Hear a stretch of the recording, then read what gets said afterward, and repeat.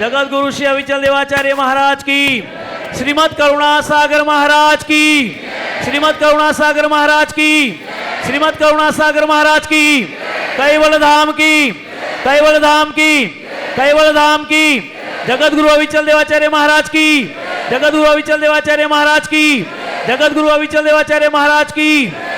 सत केवल साहेब, सत केवल साहेब, वाह भाई वाह। ओम प्रथम प्रणाम धाम जिनो सकल पराप सरले जाकी शक्त व्यक्त ब्रह्मांड तर जय जय कैव नाथ सनातन शरव अखिलानंदय विनाश विलासिक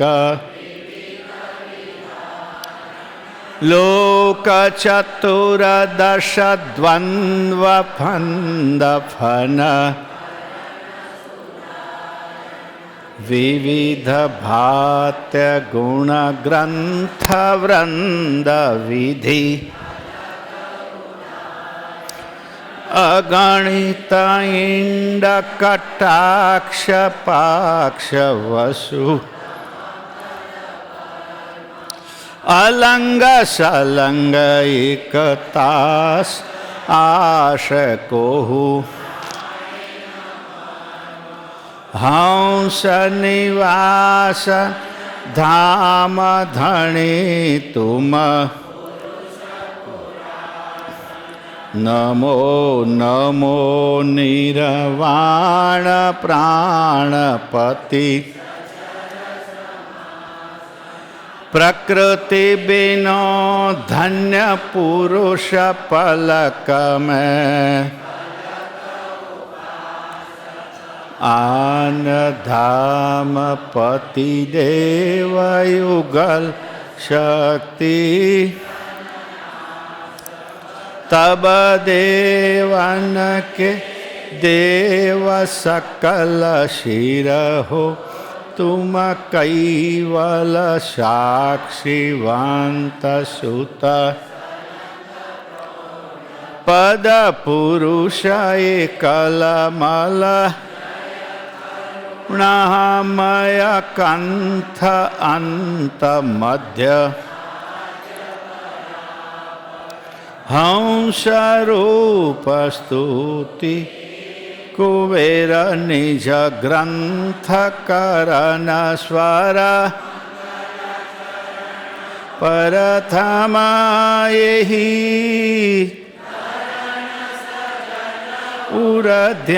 उद्यान अब ग्रंथन प्रारंभ हो सुनहो संत सुजान लोक असंख्य उत्पन्न गति सप्तदीप सुरधाम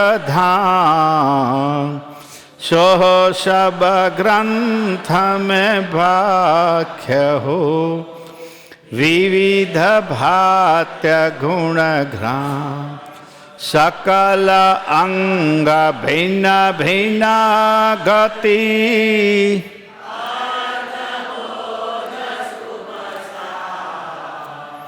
कहे कुबेर करके कहूँ संशय हरण भव पार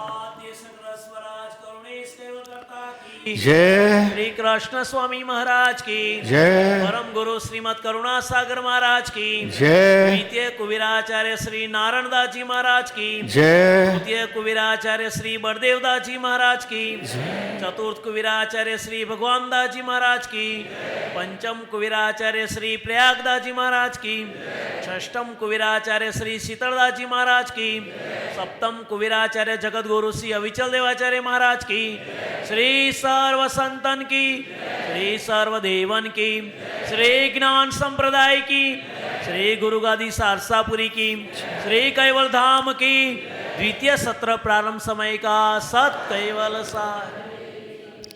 सत्केवल साहेब, सत्केवल साहेब। कैवलम चिदेनम अवेनम वयनम निधनम निरालम नारायणम महन्नम रणेयम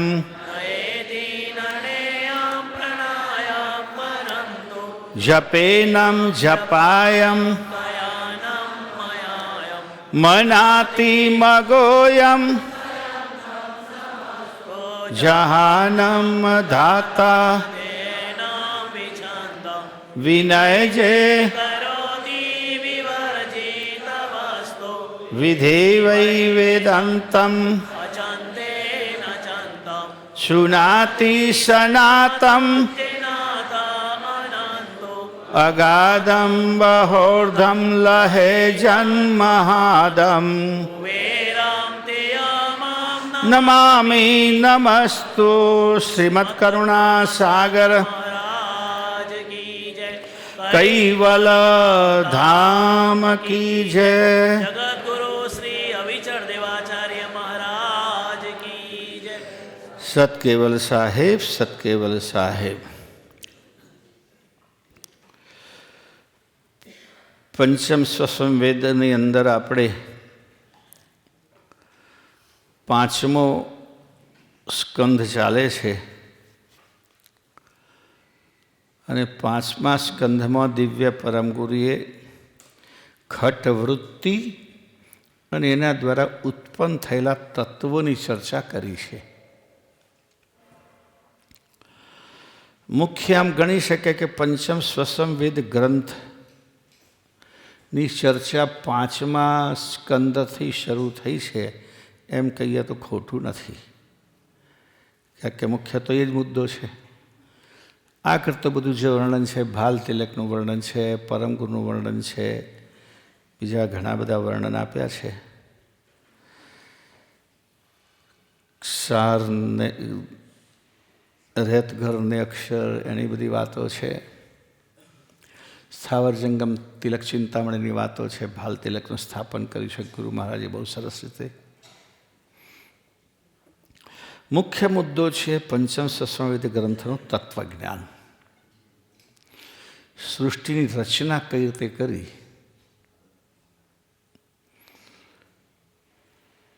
એનું આખી જે ચર્ચા છે એ આ પંચમ સ્વસંવેદમાં છે અને આ ચર્ચા દુનિયાના કોઈ પણ આધ્યાત્મિક ધાર્મિક ગ્રંથમાં નથી, એ હકીકત છે। એટલે હું ઘણી વખત કહેતો હોઉં છું કે આમ તો પંચમ સ્વસંવેદ માટે ઘણી જગ્યાએ ઘણા ગ્રંથોમાં ચર્ચા છે અને બધા અલગ અલગ ધર્મગ્રંથોને પંચમ વેદ તરીકે ઠરાવવાનો પ્રયત્ન પણ કરે છે। મહાભારત કહે છે આ પંચમ સ્વસંવેદ છે, શિવપુરાણ કહે છે પંચમ વેદ છે, અમે ભાગવત કહે છે અમે પંચમ વેદ છીએ, કબીર સાહેબે પણ પંચમ વેદને જિક્ર કરી છે એમની વાણી માટે, અને નાનક ગુરુ નાનકે પણ પંચમ વેદની ચર્ચા કરી છે। પણ એ પંચમ વેદમાં છે શું? તો મુખ્ય મહત્વની વાત એ છે કે જે 6 વેદમાં નથી, સોરી 4 વેદમાં નથી, એ પંચમ વેદમાં છે। તો આ બધા જ ગ્રંથોમાં જે વર્ણન છે પુરાણોમાં કે બીજા ગ્રંથોમાં, જેમ સવારે તમને એક શ્લોકની વાત કરી, ગીતાનો શ્લોક કે જેમાં કહ્યું છે કે 4 વેદ તો કે 3 ગુણોનું જ વર્ણન છે, અને અર્જુને સ્પષ્ટ કહ્યું કે તું એમાંથી બહાર નીકળી જા। 4 વેદમાં ગુણનું વર્ણન છે અને તું એમાંથી બહાર નીકળ, આવી વાત। તો એનો મતલબ એમાંથી બહાર નીકળીને જાય કઈ? પ્રશ્ન થાય કે ભાઈ 4 વેદમાંથી બહાર નીકળવાની વાત કરી, તો 4 વેદમાંથી બહાર કઈ જવું? કે બધું જ 4 વેદમાં છે. જેટલા શાસ્ત્રો છે, પુરાણો છે, ઉપનિષદો છે, તમામ ગ્રંથો 4 વેદમાં છે. તો 4 વેદથી બહાર માત્ર પંચમ વેદ જ બચે છે, જે 4 વેદની બહાર છે. અને આ પંચમ સંસ્કૃતની વાત એ તમને કરી. આજે અત્યારે તમે જુઓ છો સ્ક્રીન પર ફોટો. આ ટાઇટલ બનાવ્યું આપણે પંચમ સત્સંવેદનું, જે આખું ભાલ તિલક પંચમ સત્સંવેદ, એનું આવરણ, કવર પેપર, કવર પેજ. બસ એમ જ એવી સ્ફૂર્ણા થઈ કે આવું બનાવવું છે. પણ પછી હમણાં મારી પાસે 4 વેદના ફોટા આવ્યા. એનો કવર પેજ આ જ કલરનો છે. ભેગો મૂક્યો તો ખબર ના પડે આ 5મા વેદ છે, એમ એકદમ ભળી જાય એવું. એકદમ. તો આ પંચમ સંસ્કૃત જે 4 વેદની પાર છે, અને એમાં જે ચર્ચાય છે, માત્ર મેં આગળ કહ્યું તેમ કે આ સૃષ્ટિની રચના કઈ રીતે થઈ.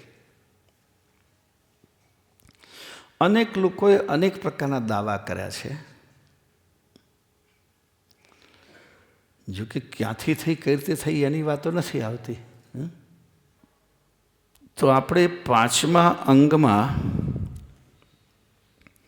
હવે 6 જ ચોપાઈ બાકી છે. બરાબર છે? કે બધા જ તત્વોની વાત, કુલ 78 તત્વો, એ તમારે યાદ રાખવાનું કે સૃષ્ટિની રચનામાં પરમ ગુરુએ 78 તત્વોનો ઉપયોગ કર્યો છે. એમાં પંચમહાભૂત પણ આવી જાય છે. યાદ રાખજો, કે આપણે તો મોટે ભાગે મોઢે 5 ભૂત જ ચડી ગયા છે. પૃથ્વી, તેજ, પવન અને પાણી, अति परलंत विलासी 14 लोग हैं उनके भीतर, उनके जुट्ठी आसी. तो ये 5 पण શામાંથી પેદા થયા એની વાત પણ આપણને આજે સાંભળવા મળશે. તો ચાલુ કરીએ ત્યારે આપણે 13મી ચોપાઈ. હા. ભયહુ અંશ કરતા એહી વિધિ પોતે, કરત રમણ પણ અગણિત ન જોતે, અરબ અનેક ખરબ હિ અનંતા, અગણિત પદ નહીં શંખ અનંતા. વાહ વાહ વાહ વાહ. अनुसारा खुद खावन कैवल कीरतारा, जहि कैवल बिनु वृत्ति कृत कंदना, सोहि सफुरे होय विश्ववृत्ति वंदना. बस आटले 14 સુધી રાખીએ, પછી તો સાખી આવે. હે ઓહો, બધી સાખીઓ છે. 2 ચોપાઈ રાખીએ આપણે, 13 અને 14. ભયહુ અંશ કરતા એહી વિધિ પોતે. પોત એટલે સ્વયં. સ્વયં સકર્તા સર્જનહારે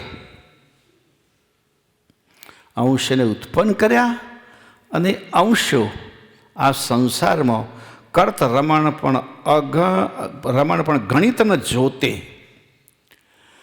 આ સંસારમાં રમણ કરવા લાગ્યા. સર્જનહારે જે અંશો ઉત્પન્ન કર્યા, સ્વયં કરતાએ જ પોતાનામાંથી ઉત્પન્ન કર્યા, એ જ અંશો સ્વયં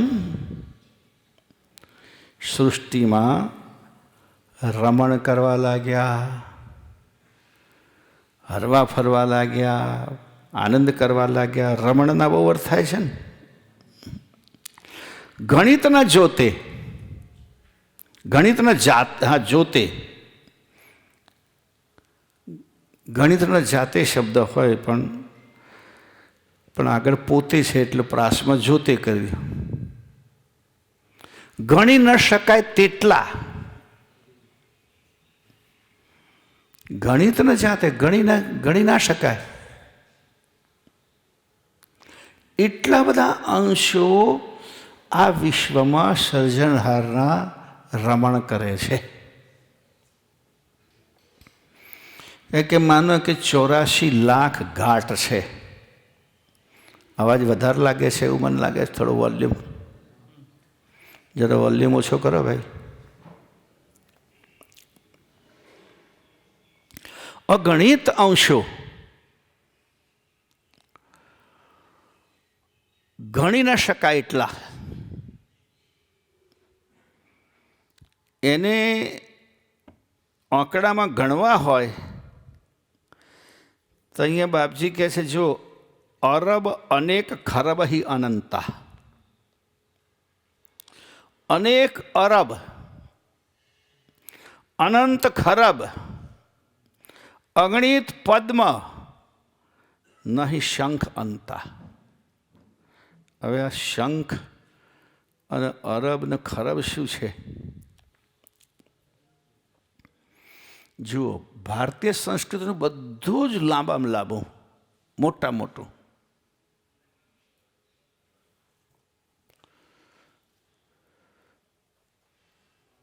આંકડા પણ આપણા મોટા મોટા. પરદેશ અંગ્રેજી માધ્યમમાં જોઈએ તો 100 પછી મિલિયન અને પછી બિલિયન, પછી કશું ના મળે. આપણે કેટલા છે ખબર તમને? શરૂ ક્યાંથી થાય?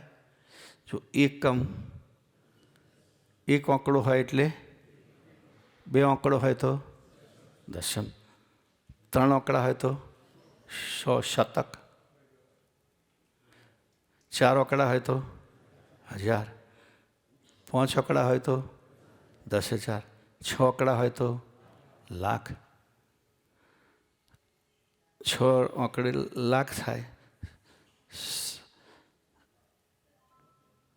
બરાબર છે. પછી લાખ, પછી 10 લાખ આવે, પછી કરોડ આવે, પછી 10 કરોડ આવે, પછી અબજ આવે, પછી 10 અબજ આવે, પછી શું આવે કહો? ખર્વ. અને ખર્વમાં તમને કહું 12 નહીં 11 મીંડો આવે એટલે 12 આંકડા આવે. ખર્વમાં 12 આંકડા મૂકો, આપણું કેલ્ક્યુલેટર બનતા સુધી ના મેળ પડે. ટોટલી 12 આંકડા એટલે એકડાની આગળ 11 શૂન્ય, ત્યારે ખર્વ થાય. પછી નિખર્વ આવે. નિખર્વમાં 12 મીંડા એટલે 13 આંકડા થાય. પછી મહાપદ્મ આવે. મહાપદ્મ 14 આંકડાનું થાય એટલે એકડાની આગળ 13 શૂન્ય મૂકો. અમે ટીકામાં 12 શૂન્ય લખીએ છીએ, ભૂલ છે. એકડાની આગળ 13 શૂન્ય મૂકો ત્યારે મહાપદ્મ થાય. એટલે પદ્મ શબ્દ બાપજીએ વાપર્યો છે.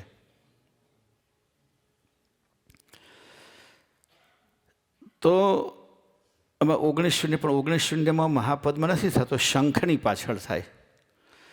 ખર્વ થઈ ગયા, મહાપદ્મ થઈ ગયું, પછી મહાપદ્મ પછી શંકુ આવે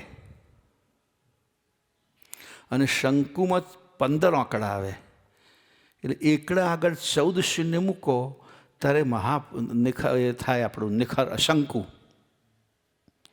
શંકુ પછી આવે જલદ, એમાં 16 આંકડા આવે, એને 15 શૂન્ય અને એકડો. પછી ત્યાર પછી અંત આવે, એની અંદર 16 શૂન્ય આવે અને એક એકડો. અને ત્યાર પછી વચ્ચે બાજુ આવે, મધ્ય આવે, પરાર્ધ આવે અને પછી શંખ આવે. આમાં શંખનો ઉલ્લેખ છે એટલે હું ત્યાં સુધી તમને લઈ ગયો. 1 2 3 4 5 6 19 શૂન્ય અને એકડો, એને શંખ કહેવાય. ત્યાર પછી આગળ છે પાછું શંખ, પછી 10 શંખ આવે, 10 શંખ પછી રતન આવે, જેમ લાખ પછી 10 લાખ, એમ રતન, રતન પછી 10 રતન, ત્યાર પછી ખંડ આવે, ખંડ પછી 10 ખંડ, ત્યાર પછી સુધર આવે, સુધર પછી 10 સુધર, ત્યાર પછી મન આવે 10 મન, ત્યાર પછી વજી આવે 10 વજી, અને ત્યાર પછી રોક આવે અને 10 રોક. એ 10 રોકમાં કેટલા શૂન્ય આવે મારે ગણવા પડે. આટલા બધા આંકડા વૈદિક ગણિતમાં છે. આ મિલિયન બિલિયનનો કોઈ ધડો નહીં આમાં. તો અહીંયા પરમ ગુરુએ શંખ સુધીની વાત કરી છે. જુઓ, સાંભળો.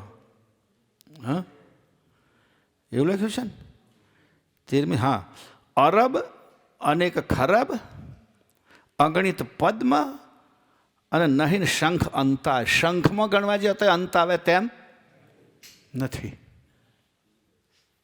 અરે શંખ કરતા જે આગળ છેલ્લો આંકડો બતાવે રોક, રોકમાં રૂકાયો નહીં. એ કે માનો 84 લક્ષ 84 લાખ પ્રકારના ઘાટ, એક એક ઘાટમાં કેટલા અંશો હશે? મનુષ્યોની ગણતરી છે ખાલી 600 કે 650 કરોડ. પણ પછી 600 કરોડ, એ 600 કરોડમાંથી 600 કરોડ ના ગણીએ આપણે, પણ 100 કરોડ લોકો, 600 કરોડમાંથી 100 કરોડ લોકો માથામાં ગૌશાળા રાખતા હોય તો એ કેટલા થાય? બધા 500 કરોડ તો નહીં રાખતા, માની લઈએ આપણે, પણ 100 કરોડમાં તો હશે જ. મચ્છર કેટલા, માખી કેટલી, ઝાડ કેટલા, બીજા જાનવરો કેટલા. અમુક જાનવરો જ મોટા મોટા એવા છે કે જેની સંખ્યા બહુ ઓછી છે. કારણ કે માણસો બધી જગ્યાએ આક્રમણ કરી એટલે વન્ય પ્રાણીઓ ઓછા થયા. સમુદ્રમાં આપણે કશું ઘર બાંધવા નથી જતા ને તો પાર વગરના છે. કેટલા લોકો તો એનો મોટા ભાગનો એમનો ભોજન ભંડાર તો સમુદ્રમાંથી જ પૂરો થાય છે, પણ તોય એનો અંત આવતો નથી. તો આટલા બધા ઘાટની અંદર આટલા બધા અંશો સર્જનહારે પ્રેરિત કર્યા છે. શંખ કરતો હોય પણ આગળ, કે જેટલા ઘાટ એટલા અંશો, જેટલા ઘાટ એટલા અંશો. જો આપણી ભારતીય પરંપરા, વૈદિક માન્યતા એ બધી બહુ વૈજ્ઞાનિક છે. જેમ માનો કે ભારત એતર અને ભારતની બહાર જેટલા ધર્મ પેદા થાય, તો આપણે ત્યાં જે વાત છે કે કરતા જેટલા અંશ મોકલ્યા વિશ્વમાં, જેમનો જે કૈવલધામમાં નથી ગયા એ બધા જ આ વિશ્વમાં ભ્રમણ કરે છે, ફરે છે જુદા જુદા ઘાટોમાં. કોઈ ઘાટોમાં ફરતા હોય, કોઈક દેવીધામોમાં ફરતા હોય, પણ આ 14 લોકની ભીતર જ બધા ફરે છે. જે કૈવલધામમાં પહોંચે એટલા ઓછા થાય, પણ કૈવલધામમાં જે કે થોડા ઘણા પહોંચ્યા છે પરમ ગુરુ અહીં આવ્યા પછી, 7 દીપોમાંથી, બાકી તો અસંખ્ય જે અંશો છે અહીંયા છે. હવે ભારતેતર અને ભારતની બહાર જે સંસ્કૃતિ પેદા થઈ કે જેમ દાખલા તરીકે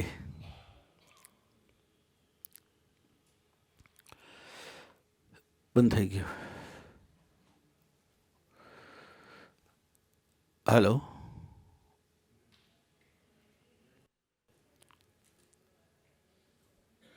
હેલો.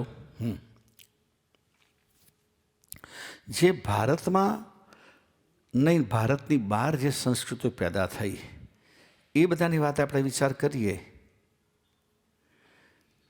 તો એ બધા જ એવું માને છે કે પુનર્અવતાર થતો નથી.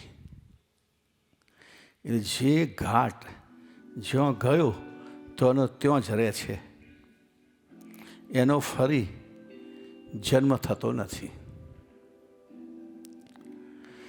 તો હવે એમ માનીએ અને પાછું પુનર્જન્મ નથી થતો એટલે એક અંશ બીજા કોઈ શરીરમાં તો જવાનું જ નથી. એટલે એ જ્યાં છે ત્યાં ત્યાં જ રહેવાનું, કબરમાં તો કબરમાં. અને તેમાં પાછી એક વાત એવી છે કે કબરમાં કયા ઘાટો જાય જેની કબર બને તેમ નહીં. તો મનુષ્ય સિવાય પ્રાણીની તો કબર બનાવતું જ નથી. આજે કબર બનાવવાની પાછળનો જે કોન્સેપ્ટ છે એવો છે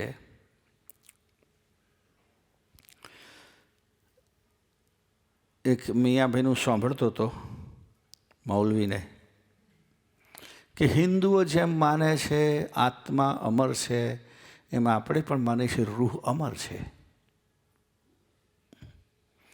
પણ હિન્દુઓનો આત્મા ભટકતો રહે છે કે આ ભાઈ એમ કે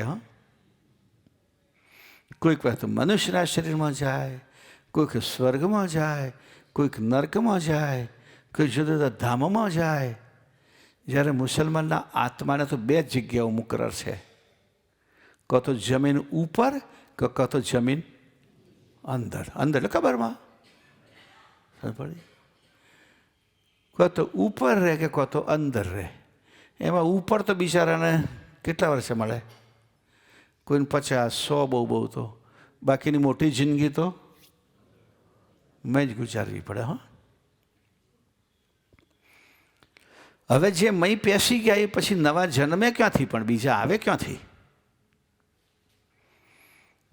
તો એનો મતલબ એ અલ્લાહનું રૂહનું કારખાનું ચાલુ રહેશે, એમ પ્રોડક્શન ચાલુ રાખવું પડે. કારણ કે જે મરી ગયા એ તો લોક થઈ ગયા, બ્લોક થઈ ગયા, એ ફરી બીજો જન્મ લઈ શકતા નથી. અને પૃથ્વી પર તો ઘટતું નથી. માણસોની સંખ્યા વધે છે એ રીતે અનેક પ્રકારની સંખ્યા વધે છે. અમુક પ્રાણીની સંખ્યા તો અપાર છે. તો એ નવા રૂહ એટલે કે અંશ આત્મા આવે છે ક્યાંથી? તો એનો એમની પાસે કંઈ જવાબ નથી. એ કંઈકથી આવતા હશે કે છે, પણ અમારો તો એક જ વખત ચાલે, ફરી નહીં કહે. તો અહીંયા દિવ્ય પરમ ગુરુ કહે છે કે અનંત સંખ્યાત ક્યાં સુધી બતાવી દીધી જુઓ ને, અરબ, ખરબ, પદ્મ અને શંખ. અંત શંખમાં પાછો શબ્દ કેવો વાપરે છે? અનંત. એક બે શંખ નહીં, અંતા નહીં, શંખ અનંતા, અનંત શંખ. કે 10 શંખ જેવા, 20 શંખ જેવા, 100 શંખ જેવા? તો કે ના, અસંખ્ય શંખ. એ તો ચોપાઈમાં બંધ બેઠું નહોતું બાપજીને, તો બીજા બધા જે છેલ્લા આંકડા છે ને એ મૂકી દીધા કે અનંત રોક. આપણા ગણિતમાં, વૈદિક ગણિતમાં છેલ્લો શબ્દ અનંત રોક છે. અને રોકમાં કેટલો મીંડો આવતો હશે? મને લાગે 25 મીંડો તો આવતો હશે. ત્યાં સુધી હું ગયો નથી. તેવા અનંત અગણિત અંશો આ પૃથ્વી પર ભટકે છે, ફરે છે. ભટકે ફરે એમ નહીં, એ તો કે આનંદ કરે છે. પોતપોતાના ઘાટમાં આનંદ કરે છે, રમણ કરે છે. અને ઘાટનો આવરદા પૂરો થાય એટલે પાછો બીજો પકડે છે. તો આ પ્રમાણે અનંત શંખ વગરના, અહીંયા ભાવાર્થમાં લખ્યું છે ખરું કે શંખની પાછળ 19 શૂન્ય લાગે છે એવું? હા, શંખની પાછળ 19 શૂન્ય લાગે છે. તો હવે આગળની ચોપે છે એસે અંશ હુએ અનુસારા. અનુસાર એટલે પ્રમાણે, આ પ્રમાણે આગળ બતાવ્યું તે પ્રમાણે કૈવલ કર્તાની છઠ્ઠી વૃત્તિમાંથી,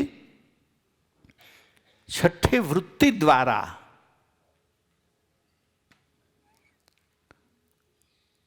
કર્તાએ અનંત અંશો ઉત્પન્ન કર્યા. અને અંશો ઉત્પન્ન કરનાર કોણ છે? ખુદ ખાવન કૈવલ કીર્તારા. કૈવલ સર્જન કરતા, ખુદ ખાવન કૈવલ કીર્તારા. કૈવલ કરતાયા અનંત કોટી, અનંત શંખ, અનંત જે ગણો તે જે આંકડો લગાવો હોય તે એ સર્જનારે પેદા કર્યા છે કે છે. જય કૈવલ વિનુ વૃત્તિ કૃત કંદના. આ પ્રમાણે કૈવલ કરતાએ જે મૂળ કંદરૂપી સર્જનહાર સૃષ્ટિના અનેક પ્રકારના અંશો પેદા કરીને સોહી સફુરેહું હોય વિશ્વવૃત્તિ વંદના. આખા વિશ્વની અંદર જે કંઈ ચૈતન અંશો છે એ સમગ્ર વંદનાને, વંદનાનો અર્થ અહીંયા સમૂહ કર્યો છે. ગણ વંદના એટલે, ગણ એટલે સમૂહ. આપણે ઘણા બધા સમુદ્ર વાપરીએ છીએ ને, ભક્તગણ, સંતગણ, ભક્તોનો સમૂહ, સંતોનો સમૂહ, એમાં ચૈતન અંશોનો સમૂહ જે સ્ફુરાયમાન થયો છે એ બધાના કંદ એટલે મૂળ.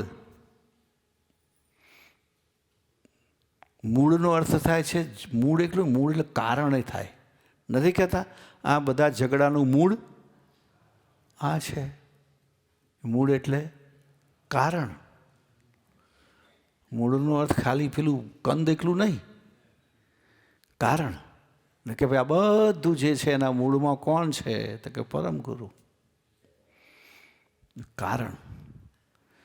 તો તમામ જેટલા ચૈતન અંશો આ વિશ્વમાં દેખાય છે એના કર્તા અને કારણ એ કૈવલ છે. એમના જ રચેલા બધા અંશો આ વિવિધ ઘાટોમાં રમણ કરે છે, એવું દિવ્ય પરમગુરુ અહીંયા કહે છે. હવે આપણે કહીશું દોહા. આ દોહાનો રાગ પણ આપણને આવડો છે. વૃત્તિ પંચ પસરન કરી કેને હું સકલ જહાન, છઠ્ઠી કરતા વૃત્તિ અંશ હોય આપ નિવાસે હું આન. પ્રથુલક્ષે ભય હું સકલ વિસ્તાર, વિવિધ ભાત ભિન્ન ભિન્ન ભવ, કહું મમ કૃત અનુસાર.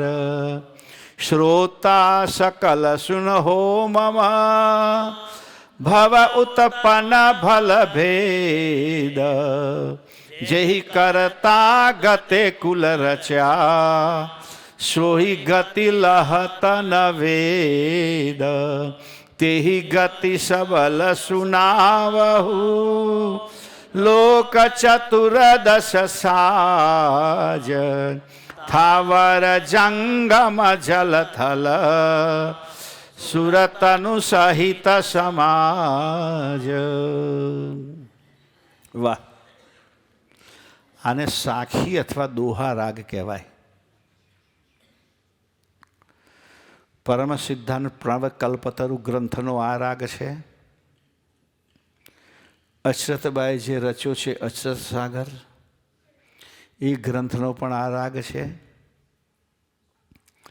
સિદ્ધાંત બામણીમાં અંગ પૂરું થયા પછી પાછળ જે સાખીઓ આવે એનો પણ આ જ રાગ છે. આપણે ઉપાસનામાં ગુરુમેમાં સાખી બોલીએ છીએ તેનો પણ આ જ રાગ છે. સંધ્યા સાખી બોલીએ એને પણ આ રાગ છે. આ સાખી રાગ 2-3 રીતે બોલી શકાય.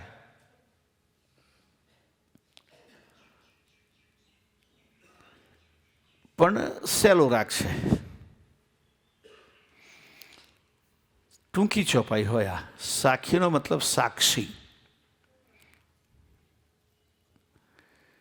વિટનેસ. આખા અંગનો સારાંશ સાખીમાં આપ્યો હોય.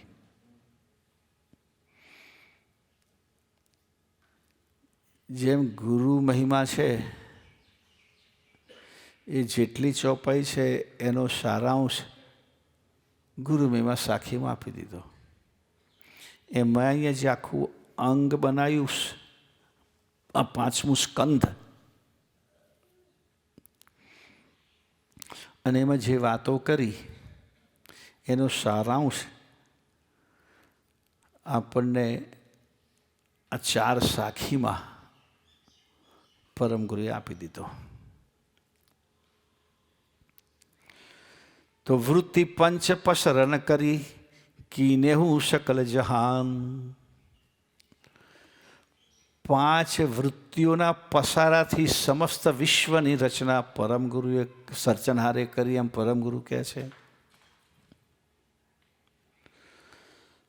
વૃત્તિ પંચ પસરન કરી, 5 વૃત્તિના પસારાથી આખું વિશ્વ બની ગયું. બધા દેવોના શરીર બન્યા, મહાદેવોના શરીર બન્યા, 14 લોક બન્યું, બધા તત્વો બન્યા. આખો સૃષ્ટિનો પસારો જેટલું દેખાય છે બધું આ પંચવૃત્તિની ઉત્પત્તિમાંથી ઉત્પન્ન થયું. 6ઠી કર્તાવૃત્તિ અંશ હોય આપ નિવાસે હું આન. 6ઠી અંશવૃત્તિ પેદા કરી અને અંશવૃત્તિથી અંશો થયા, અંશો ઉત્પન્ન કર્યા. આટલું બધું કરીને પછી શું થયું? તો પોતે અળગા જઈને બેસી ગયા. જો આન એટલે અળગા, બીજા જઈને આપણા ભેગા આવ્યા. હા, મુશ્કેલી આ એ તો અલગ રહ્યા, એ નહીં આવ્યા. આપ નિવાસે હું આન, એટલે આન એટલે જ્યાં હતા ત્યાં જ, કંઈ નવો નિવાસ નથી બનાવ્યો એમણે આ બધાને બનાવીને. પણ જે બનાવ્યું એ પોતાના નિવાસની બહાર. મારે આગળ કે આ બધી ધમાલ ના જોઈએ, મને શાંતિથી રહેવા દો કે છે. તમે કૂદમ કૂદા કરો ત્યાં જઈને, આખી રાત ડીજે વગાડો. એટલે કૈવલ ધામથી નીચે, બધાથી કૈવલ ધામ પર રહ્યું. બ્રહ્મથી પણ પર, પરબ્રહ્મ શબ્દ તો ચાલે છે વેદોમાં, શાસ્ત્રોમાં પરબ્રહ્મ, પણ બ્રહ્મની પર છે શું? પર એટલે અલગ, આનાથી પણ પરે એટલે એનાથી પણ અલગ, એનાથી પણ આગળ.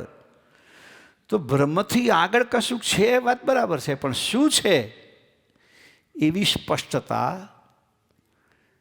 કોઈ પણ ગ્રંથોમાં કરવામાં આવી નથી. ન તો જેમ માનો ગુરુ માટે આપણે શ્લોક બોલીએ છીએ, ગુરુર બ્રહ્મા ગુરુર વિષ્ણુ ગુરુર્દેવો મહેશ્વરા, પછી પરબ્રહ્મ તસ્મૈ શ્રી ગુરુએ.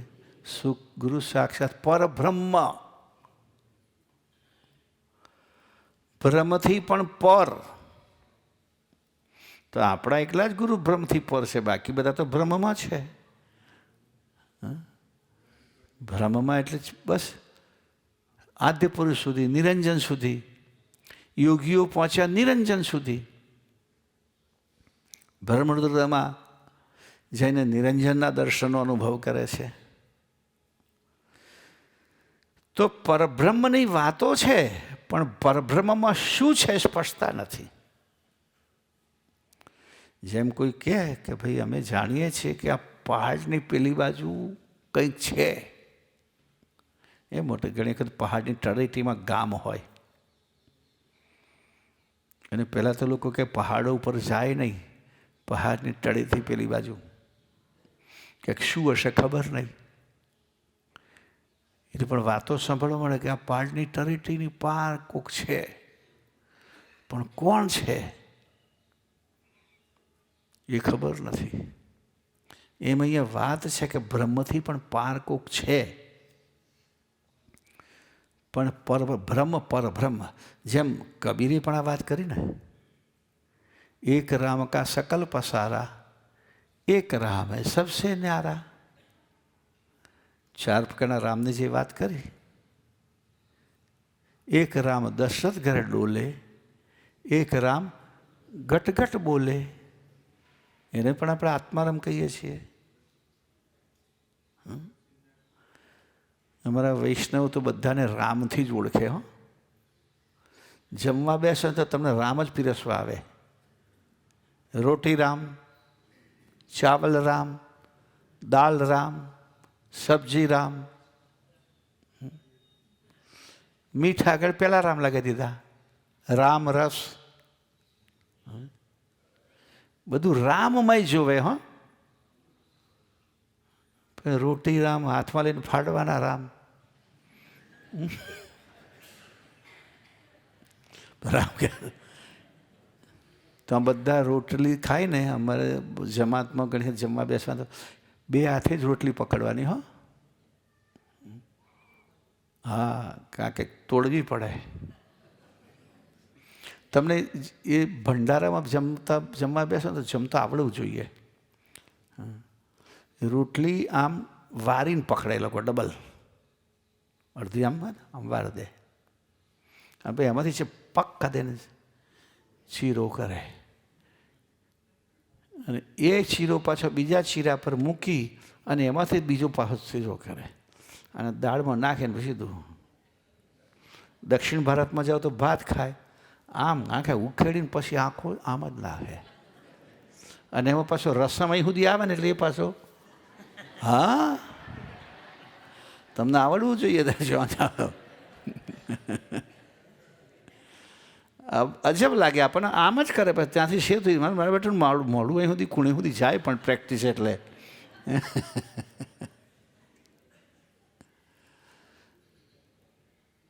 તો આ સકલ પસારા એ બ્રહ્મ, અને એક રામે સબસે ન્યારે પરબ્રહ્મ. એટલે બધાથી આન્ય અળગા હતા પોતાના ધામમાં, ત્યાં જ રહ્યા, સૃષ્ટિમાં ના આવ્યા. કહેવાનો મતલબ એ છે, એ અલગ રહ્યા. કર્તાએ પોતાના અંશોને સૃષ્ટિમાં મોકલ્યા કે જાઓ આનંદ કરો, મારી બનેલી સૃષ્ટિમાં રમણ કરો, ફરો. પોતે અલગ રહ્યા કે છે. હા, यही खट वृत्ति प्रथु मूल से भयु सकल विस्तार. આ ખટવૃત્તિ દ્વારાથી જ અલગ અલગ પૃથક એટલે અલગ અલગ, પૃથ્વી અલગ અલગ, જે આ 6 વૃત્તિ અલગ અલગ છે એના મૂળથી જ આ સગળો વિસ્તાર બન્યો છે. ભયેહુ સકલ વિસ્તારા, સૃષ્ટિનો સમસ્ત વિસ્તાર, માત્ર પૃથ્વીનો નહીં, સૃષ્ટિનો સમસ્ત વિસ્તાર. એના મૂળમાં આ ખટવૃત્તિ સમાયેલી છે. કર્તાએ ક્રમશઃ સૃષ્ટિ બનાવીને, એટલે એક પછી એક એ વૃત્તિનું નામ આપ્યું એને, કે તો પરમ ગુરુ જે નામ આપે એ નામથી આપણે બોલવાના છીએ. વૃત્તિ એટલે ઈચ્છા થાય, વૃત્તિ એટલે કામના થાય, વૃત્તિ એટલે મનસૂબો થાય, સરળ જ વાત કરી. તો એ ખટ વૃત્તિ પ્રથમ મૂળ સે ભયહુ સકલ વિસ્તાર, વિવિધ ભાત ભિન્ન ભિન્ન ભવ, કહું મમ ક્રમ અનુસાર. વિવિધ ભાત ભિન્ન ભિન્ન ભવ, આ ભવ આ સંસાર વિવિધ પ્રકારનો છે, ભિન્ન ભિન્ન તરહનો. બધા ઘાટ ભિન્ન ભિન્ન તરહના છે, ભિન્ન ભિન્ન પ્રકારના છે.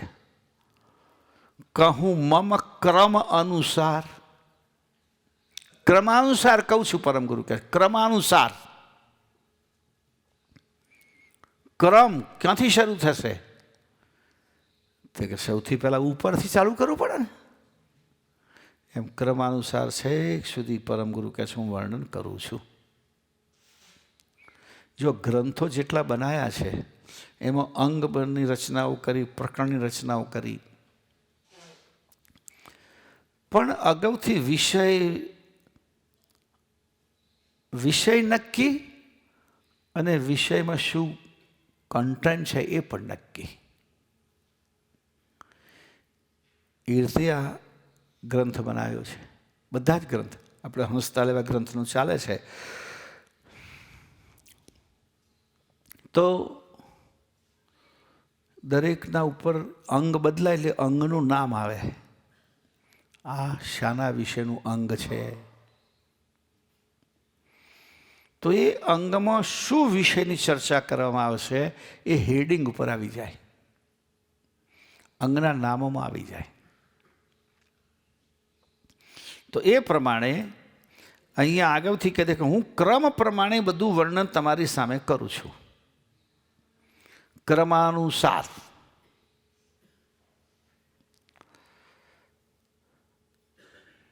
સત્તરમી સાખી આપણને ઉદ્દેશને પરમ ગુરુએ લખી છે. શ્રોતા સકલ સુનો હો મમ, હે સર્વ શ્રોતાઓ તમે સાંભળો. મમ એટલે મને પણ કહી શકાય. હું જે કહું છું એને બરાબર સાંભળો કે છે. ભવ ઉત્પન્ન ભલ ભેદ, આ ભવની ઉત્પત્તિ કઈ રીતે થઈ એનો સાચો ભેદ હું તમને સમજાવું છું, જે અત્યાર સુધી કોઈએ બતાવ્યું નથી. જે કરતા ગતે કુલ રચ્યા, જે ગતિથી, જે વિધિથી, જે પ્રમાણે સર્જનારે આ કુલ એટલે બધા સમસ્ત ઘાટોની રચના કરી, સોહી ગતિ લહતન વેદ, એ ગતિને વેદો પણ જાણતા નથી. શું સાબિતી વેદો નથી જાણતા? તો કે આ વર્ણન છે જ નહીં. 4 વેદની અંદર આ વર્ણન નથી. હા, એમાં છૂટક છૂટક તત્વની વાતો આવે છે, ગુણની વાત આવે, અંતસ્કરણની વાત આવે, 5 મહાતત્વની વાત આવે, આ બધી વાત આવે છે. સ્થૂલ સૂક્ષ્મ કારણ અને મહાકારણ સુધી દેહની વાત આવે. ત્યાં તત્વો 5 કયા છે, પણ એમાંથી પેદા થતું પંચીકરણ 4 જ આપ્યું છે એમણે. અવસ્થા 4, અંતસ્કરણ 4, મનબુદ્ધ ચિત્ત ને અહંકાર ખાલી. અવસ્થાઓ પણ 4, દેહ પણ 4, 5માની જિક્ર નથી. સમગ્ર દુનિયાના પરમગુરુ સિવાયના તમામ તાત્વિક તત્વસાર ગ્રંથોમાં 5 ઇન્દ્રિયો છે, 5 તત્વો છે, 5 રસ છે,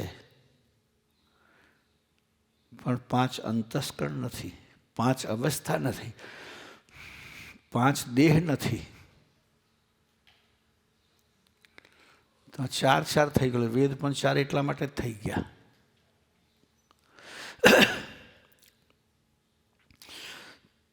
તો આગળ કહે છે સોહી ગતિ લહતના વેદ તેહી ગતિ સબલ સુનાવહું લોક ચતુર્દશ સાજ. આ ગતિ સબલ, બળપૂર્વક, આગ્રહપૂર્વક, સમજપૂર્વક, દૃઢતાપૂર્વક, બળના આટલા બધા અર્થ થાય ને, જોશથી, તાકાતથી બતાવું છું કે જેમાં 14 લોકનો બધો જ સાજ, બધી જ રચના આવી જાય. 14 લોકમાં કશું જ બાકી નહીં રહે, એટલું બધું જ આની અંદર આવી જશે. તેહી ગતિ સબલ સુનાવહું લોક ચતુર્દશ સ્થાવર જંગમ જલથલ સુરતનું સહિત સમાજ. સ્થાવર, જંગમ, જલ, થલ, જળમાં રહેનારા ઘાટો, પૃથ્વી પર રહેનારા ઘાટો, સ્થાવર ઘાટ, જંગમ ઘાટ અને સૂર એટલે દેવો. દેવો પણ કર્તાના અર્થમાં આવી ગયા ને. એટલે દેવોના શરીર સહિત સમસ્ત સમાજ, સમસ્ત સંસાર, એ બધાનું વર્ણન દિવ્ય પરમગુરુ કહે છે હું તમને મારા પંચમ સ્વસંવેદ ગ્રંથમાં કહી બતાવું છું. અહીંયા આપણો 5મો સ્કંદ પૂરો થાય છે. હવે તમારો શરૂ થશે પંચમ સ્વસંવેદનો ગદ્ય વિભાગ. અને ગદ્ય વિભાગની શરૂઆત થાય છે સ્કંદ 6 થી. સ્કંદ 6, મને લાગે સ્કંદ 6 એ બહુ ટૂંકો છે. હા, બહુ મોટો નથી. કે સ્કંદ 6નું હેડિંગ છે તત્વોની ઉત્પત્તિ. તત્વોની ઉત્પત્તિ.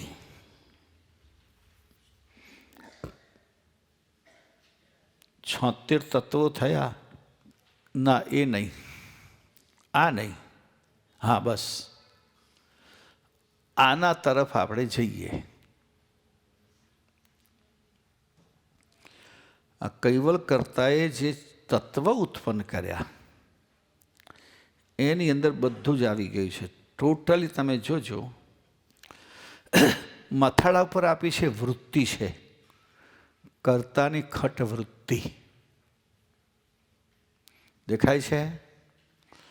આ નથી દેખાતી? હે, આ બંધ છે.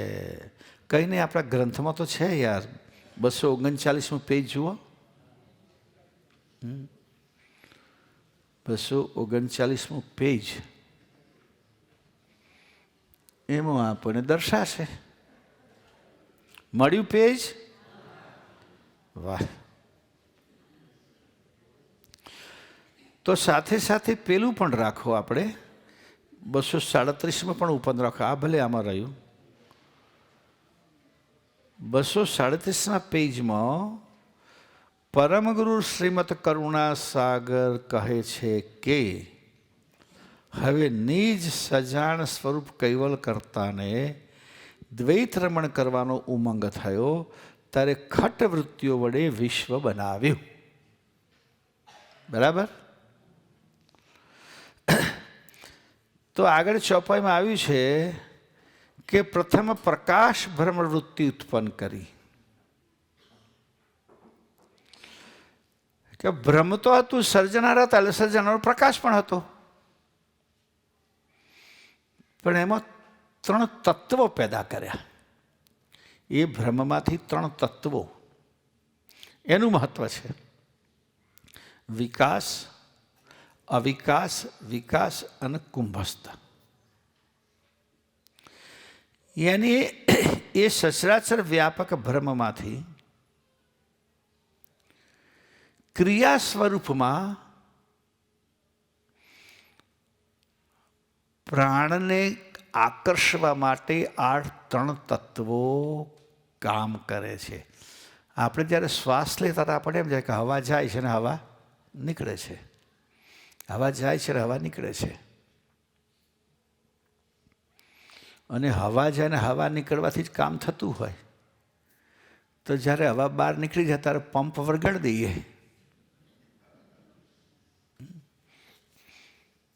તો નથી ચાલતું. આજે ઘણી વખત કોઈ માણસની બહુ એવી સ્થિતિ હોય તો લોકો લાઈફ સપોર્ટ પર મૂકે છે.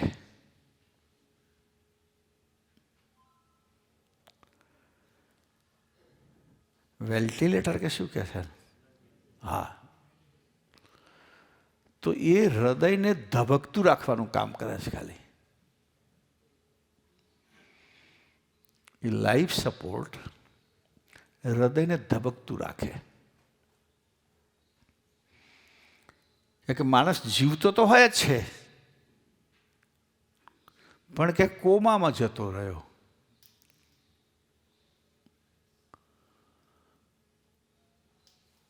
જો એટલે અહીંથી જ પ્રોબ્લેમ છે આ ભાઈઓનો.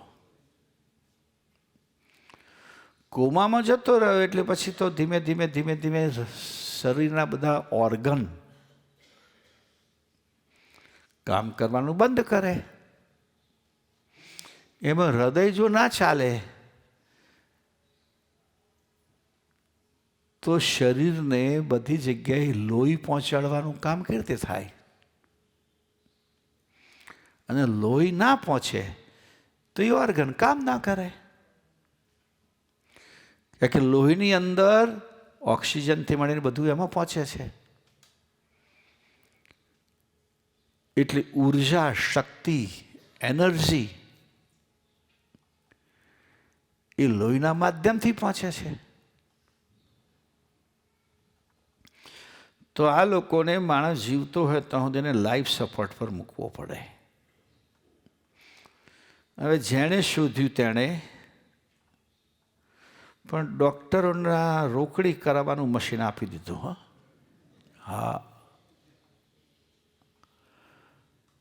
ભારતમાં તો ખાસ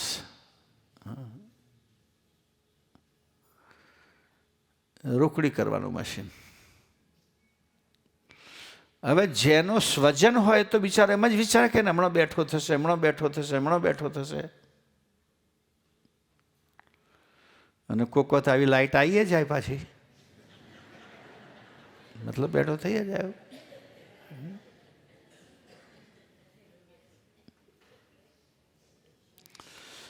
અરે તેમાં વળી કેટલા તો એટલા બધા એ હોય છે. ડૉક્ટર એમ કે, મારો ડૉક્ટર એવું ના કે કાઢી લો, હવે કશું વળવાનું નથી, પણ પૂછે કે ભાઈ હવે કંઈ તમે નિર્ણય લો, આ લાઈફ સપોર્ટ કાઢી લેવો કે રાખવો. ગોળ ગોળ વાત કરે. હા,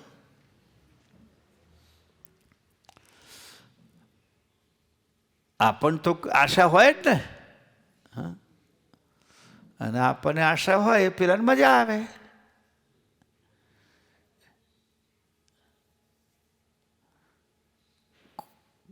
નિર્ણય કઈ રીતે લેવો? પાછા ઘરમાં પાછા એમાં હોય ને, ભાઈ એમ કે કાઢી લે તો બેન કે ના નહીં કાઢવાનું, હમણાં તમને બહુ ઉતાવળ આવી છે. કારણ કે એમને ખબર છે ભાઈને ભોગવવાનું. બેનનું શું જાય?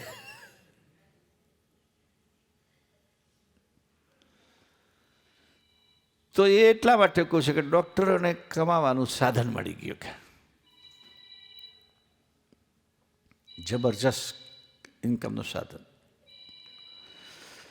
તો એ જે શ્વાસ અંદર જાય છે ને બહાર આવે છે,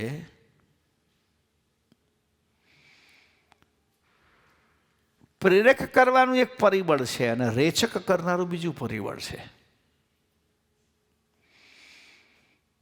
ગયેલો એની જાતે પાછો આવે કેમ કેમ, અને પાછો આવેલો પાછો અંદર જાય કેમ કેમ. એ પ્રવૃત્તિ આ બ્રહ્મમાંથી પેદા થયેલા વિકાસ અને અવિકાસ નામના તત્વો કરે છે.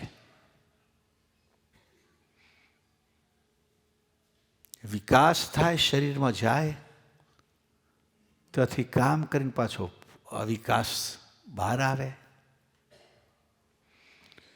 જેને દિવ્ય પરમ ગુરુએ ઓહંગ અને સોહંગ કહ્યું છે.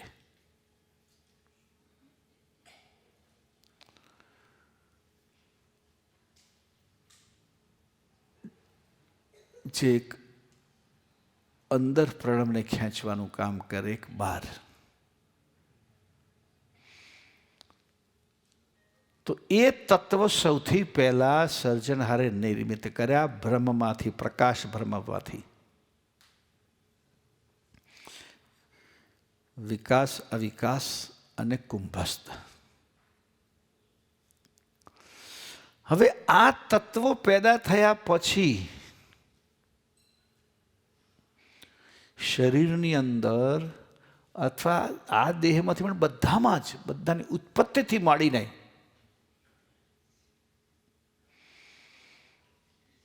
એની પ્રત્યેનો મોહ, એની પ્રત્યેનો લગાવ અને છેલ્લે પાછું એમાંથી ચાલ્યા જવાની વૃત્તિ,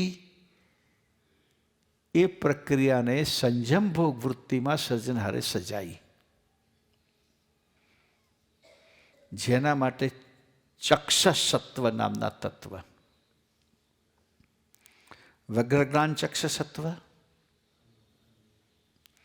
જ્ઞાન શબ્દ આવ્યો, જેનેથી આપણે એને વળગીએ, એને પકડીએ, એની ચાહના ઊભી થાય અથવા એની સમજ ઊભી થાય. અનંગ એ ચાહના છે, અનંગ કામ, પ્રેમ. અને પછી કામ પૂરું થયું એટલે કાળ જવા દો. હવે આ દેહમાં પ્રણવ આવે ત્યાંથી પછી છેલ્લે પતી જાય, એ બધું કામ આ ત્રણ ચક્ષસત્વની ભૂમિકા ભજવે છે. જેમ દાખલે કેટલાક ઘાટ, માનો આપણે ઘાસની વાત કરીએ, ઘાસનું બીજ, કોઈ પણ અનાજનું બીજ લઈ લો ને, ડાંગર, ઘઉં, બીજ નાખ્યું એટલે ત્રણ ચક્ષસત્વ કામ શરૂ કરી દે. પહેલું વગ્રજ્ઞાન ચક્ષસત્વ,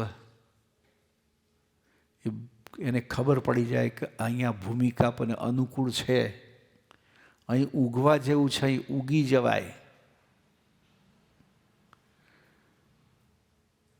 એ વૃત્તિ પેદા થતાં જ અનંગ જ્ઞાન ચક્ષસત્વ કામ કરે, ઉગવાનું ચાલુ કરે,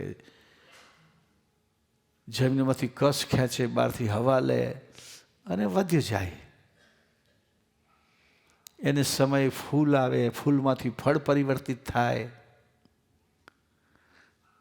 અને ફળ પૂર્ણ રીતે, માનો કે ડાંગરના દાણા પૂર્ણ પોષિત થઈ ગયા, ઘઉંના દાણા પૂર્ણ પોષિત થઈ ગયા, એટલે કાળચક્ષસત્વ આવે. હવે આપણે અહીં રહેવાની જરૂર નથી. કેમ થાય કે કામ પૂરું થઈ ગયું. એટલે ઘાસનો જે ડાંગરનો કે ઘઉંનો જેનો છોડ છે એ સુકાવાનું ચાલુ કરી દે. તમે પાણી આપો તો સુકાય. કેમ થાય કે તો કાળચક્ષસત્વએ પોતાની પ્રવૃત્તિ શરૂ કરી દીધી. આ પ્રમાણે ઘાટને ઊભો કરવો, એને અહીંના વિષયો સાથે જોડવો અને એની અવધિ પૂરી થતાં પાછો અહીંથી એને પાછો વાળી દેવો, એ પ્રવૃત્તિમાં ત્રણ ચક્ષસત્વ કામ કરે છે. વગ્રજ્ઞાન ચક્ષસત્વ, અનંગ ચક્ષસત્વ અને કાળચક્ષસત્વ. જો કાળચક્ષસત્વ ના બનાવ્યું હોય તો કોઈ છોડ જ ના સુકત, કોઈ માણસે ના મરત. આપણો પ્રાણાયામ ઉલેચાત જ નહીં. પણ આરબલ પૂરું થાય એટલે પ્રણામને કાઢવો જ પડે આમાંથી. અને પ્રાણાયામ નીકળી જાય એટલે પછી કશું ના રહે. અંશ ભલે ને જતો રહે તોય પણ પેલો તો રહે થોડી વાર સુધી. હા, તો એ ત્રણ તત્વો એ સંયમ ભોગ વૃત્તિમાંથી થયા. ત્યાર પછી સૌથી મોટી બધા તત્વો પેદા કરનારી આવી તે ઈચ્છા વૃત્તિ. હા, એને ભાઈ જરાક ઝૂમ કરો. અરે આખું બતાવો પેજ. ના, એવું નહીં, એવું નહીં, એવું નહીં. ટેલ, હા બસ રાઈટ. જુઓ, આની અંદર જે તત્વની વાત આવી આપણી ઈચ્છાવૃત્તિ. ઈચ્છાવૃત્તિના બાપજી આગળ કેટલા તત્વો કયા છે? હા, મેં કહ્યું તો એના ઉપર મને લાગે દાળ ભાત પડી ગયું, દબાઈ ગયો.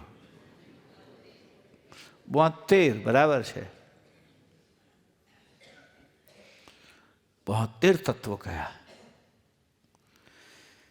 તો જો મેં કહ્યું નિરંજનથી મળીને બધું કામ આ 72 તત્વો, તો નિરંજન તત્વ બનાવ્યું, એમાંથી પછી અવ્યાકૃત તત્વ બન્યું, અને બંનેમાંથી 4 મહાતત્વો બન્યા.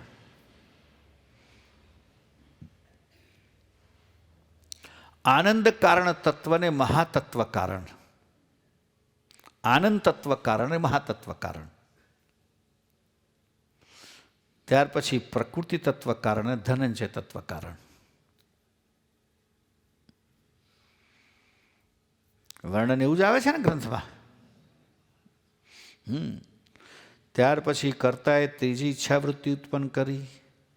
તે ઈચ્છાવૃત્તિથી 72 તત્વો વિસ્તાર પામ્યા. એમાં પ્રથમ નિરંજન તત્વ ઉત્પન્ન થયું. નિરંજન તત્વથી અવ્યાકૃત ઉત્પન્ન થયું, અને અવ્યાકૃત તત્વમાંથી 2 થયા, મહાતત્વ કારણ અને આનંદ તત્વ કારણ. અને આ બાજુ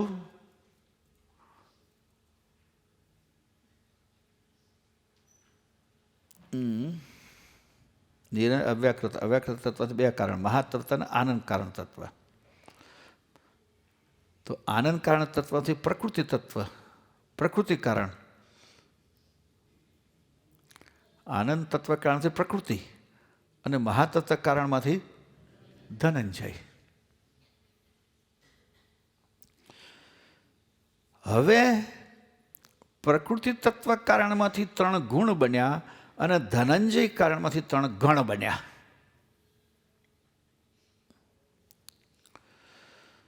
હવે બધા તત્વ જ્ઞાનના જેટલા બાકીના ગ્રંથો છે અલગ અલગ, એમાં 3 ગુણનું જ વર્ણન મળે છે,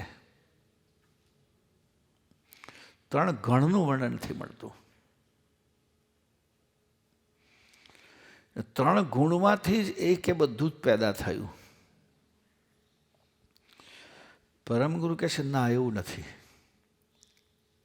ગુણ અને ગણ 2 છે. અને એટલે આગળ જતો ફેર જે એમનામાં જે ગણ નથી, એટલે ખઠ દેવતામાં બીજા 3 દેવતા બાદ થઈ ગયા. પુરાણોમાં 3 જ દેવતાનું વર્ણન આવે છે: રજોગુણ, તમોગુણ અને સતોગુણ. દિવ્ય પરમગુરુ 6 દેવતાનું વર્ણન કરે છે. 3 દેવતા ઉર્ધ્વ છે અને 3 દેવતા અધો છે. પાતાળથી, એટલે આપણી પૃથ્વીનું પાતાળ ને, સમગ્ર બ્રહ્માંડના નીચેથી જેવડું બ્રહ્માંડ છે એમાં 3 નીચેના દેવો નીચેથી ધારણ કરે છે અને 3 ઉપરથી દેવો ઉપરથી ધારણ કરે છે. એમ ખઠ દેવોની વાત આવે છે આપણે ત્યાં. એ ખઠ દેવ 3 મહાદેવ ગણાય છે. ક્યાંક ક્યાંક વર્ણન મળે છે, પણ તૂટક તૂટક.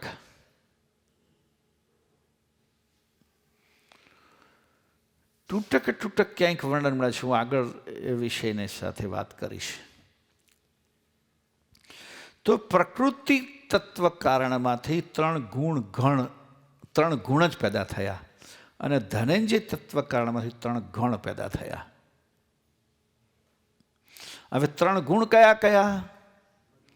રજોગુણ, સતોગુણ અને તમોગુણ. જ્યારે ગણની 3 વાતો જુઓ, ચાલુ રાખજો ભાઈ. અહંકાર ગણ, સ્વકાશ ગણ અને અચંત ગણ. વર્ણનમાં પણ દિવ્ય પરમગુરુએ પ્રમાણે કહ્યું છે. જુઓ, તમે છઠ્ઠા સ્કંદને વાંચો તો આનંદ તત્વ કારણથી પ્રકૃતિ તત્વ કારણ ઉત્પન્ન થયું. તે પ્રકૃતિ તત્વ કારણથી 3 ગુણ ઉત્પન્ન થયા: તમોગુણ, રજોગુણ અને સતોગુણ. એ 3 ત્યાંથી ઉત્પન્ન થયા કે છે. એટલે ટોટલી અહીંયા 6 થઈ ગયા. 3 ગુણ ને 3 ગણ. ઈચ્છાવૃત્તિમાંથી સૌથી પહેલા 2 નિરંજન અવ્યાકૃત, એમાંથી 4 આનંદ તત્વ કારણ, આ બાજુ મહાતત્વ કારણ, આનંદ તત્વ કારણમાંથી પ્રકૃતિ તત્વ કારણ અને મહાતત્વમાંથી ધનંજય તત્વ કારણ. હવે પ્રકૃતિ મહાતત્વ કારણમાંથી 3 ગુણ ઉત્પન્ન થયા. અને આગળ વાત કરે છે કે 3 ગુણમાંથી, રજોગુણમાંથી 10 વસ્તુ બની, જેને 10 આકાંક્ષા.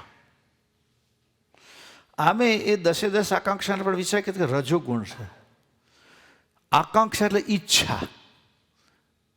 તમારી શું આકાંક્ષા છે? તમારી શું ઈચ્છા છે? તો ઈચ્છા પેદા કરનારું તત્વ એટલે રજોગુણ. આપણા મનમાં કોઈ પણ પ્રકારની ઈચ્છા પેદા થઈ એનું મૂળ તત્વ છે રજોગુણ. તો આપણામાં રજોગુણ હોય એટલે ઈચ્છા હોય જ. એ વાત કરી કે કેટલી જાતની ઈચ્છાઓ હોય તમારા, કેટલી જાતની આકાંક્ષાઓ છે? તો 10 પ્રકારની આકાંક્ષાઓ. શ્રવણ, નવરા બેઠા તો લાવો સાંભળીએ તો ખરા શું ચાલે છે.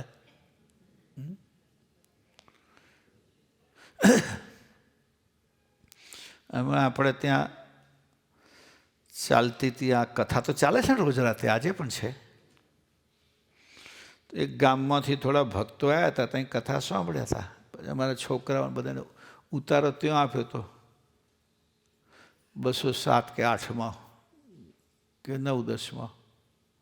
ગામનું નામ નહીં કહેવું નથી, એ ગામના ભક્ત અહીંયા આવ્યા છે, ત્યાં જઈને પાછા લડે એમને. હા, હવે એ કથા સાંભળીને ત્યાં ગઈને ત્યાં શું થાય કે કોમેન્ટ્રી શરૂ કરી, કંઈક મેચ ચાલતી હતી. હું ઘણાને કહેતો હોઉં છું, કથા સત્સંગ સાંભળ્યા પછી ના કશું જોવું કે ના બીજું કશું સાંભળવું. કેમ? તો કે પેલી અસર છે બધી જતી રહે.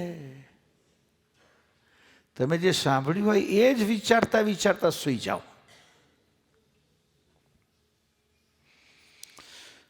હવે બધું સાંભળ ના કે કદાચ આપણને રસ હોય તો બધી થોડીક વાર સવારે ઉઠીને જોઈ લઈએ કોણ જીત્યું ને કોણ હાર્યું. જે જીતે ને જે હારે તમારા બાપનું કશું મળવાનું નથી કે તમારા બાપનું કશું જવાનું નથી. ધ્યાન રાખજો.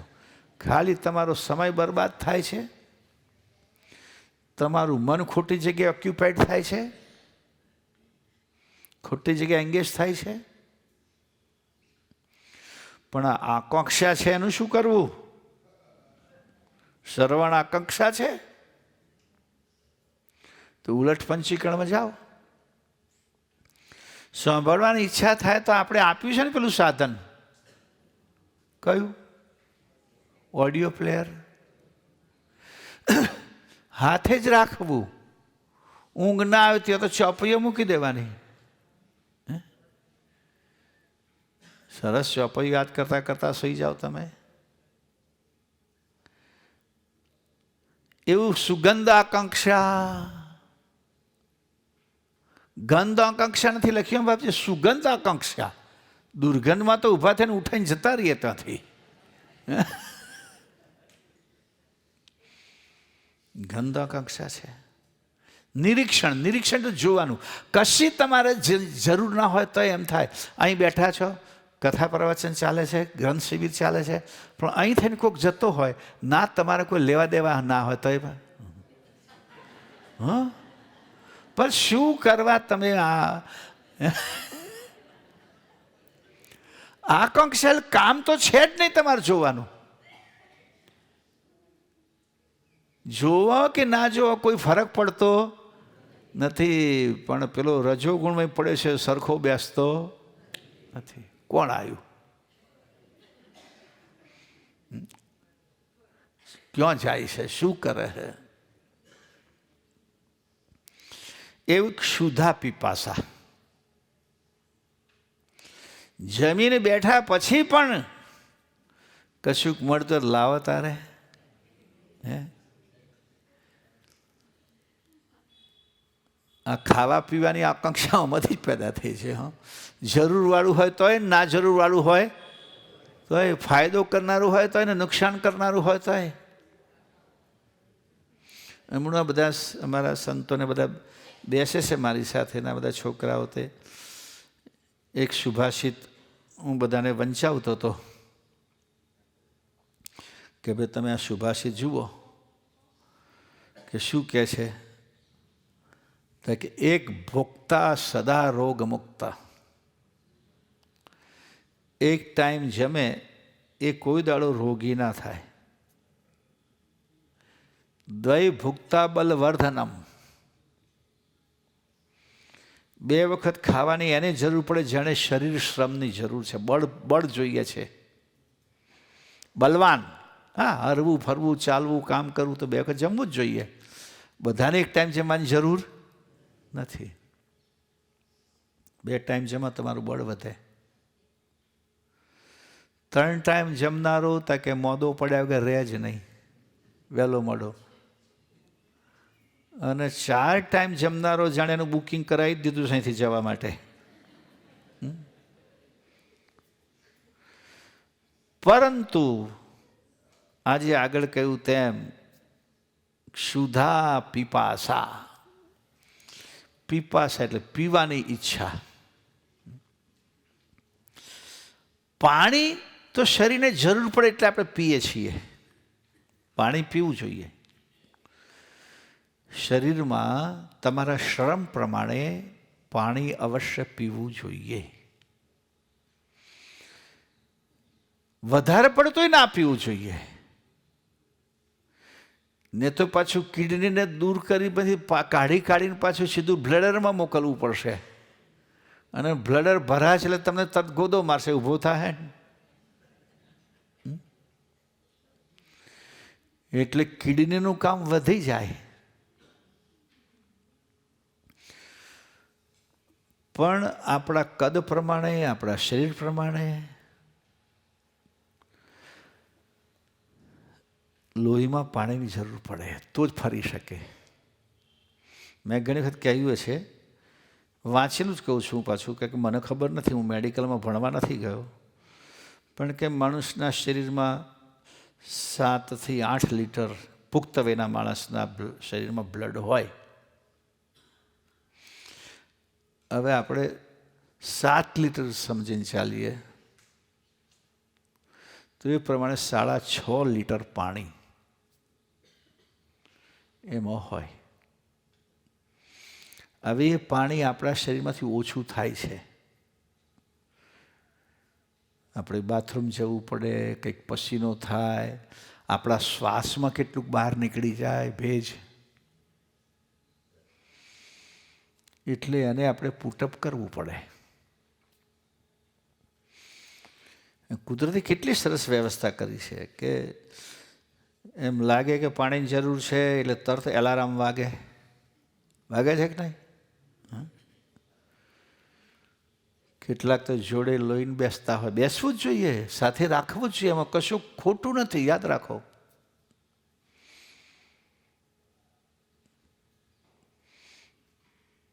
હું અમેરિકામાં હતો, કથા મારા સાંભળશે બધા. ન્યૂ જર્સીમાં અમારા દશાંકભાઈને ત્યાં મારે ઉતરવાનું થાય. એ ફાર્માસિસ્ટ છે. અમારા નિમિષાબેન પણ ફાર્માસિસ્ટ છે. એમની બેન એક છે કાજલ, એ નર્સ છે. આખું ઘર મેડિકલ સાથે જોડાયેલું, સમજા. એમ નિમિષાબેન એક ફાર્મસી કંપનીમાં કેન્સરની દવાનું સંશોધન ચાલે એ વિભાગમાં કામ કરે છે.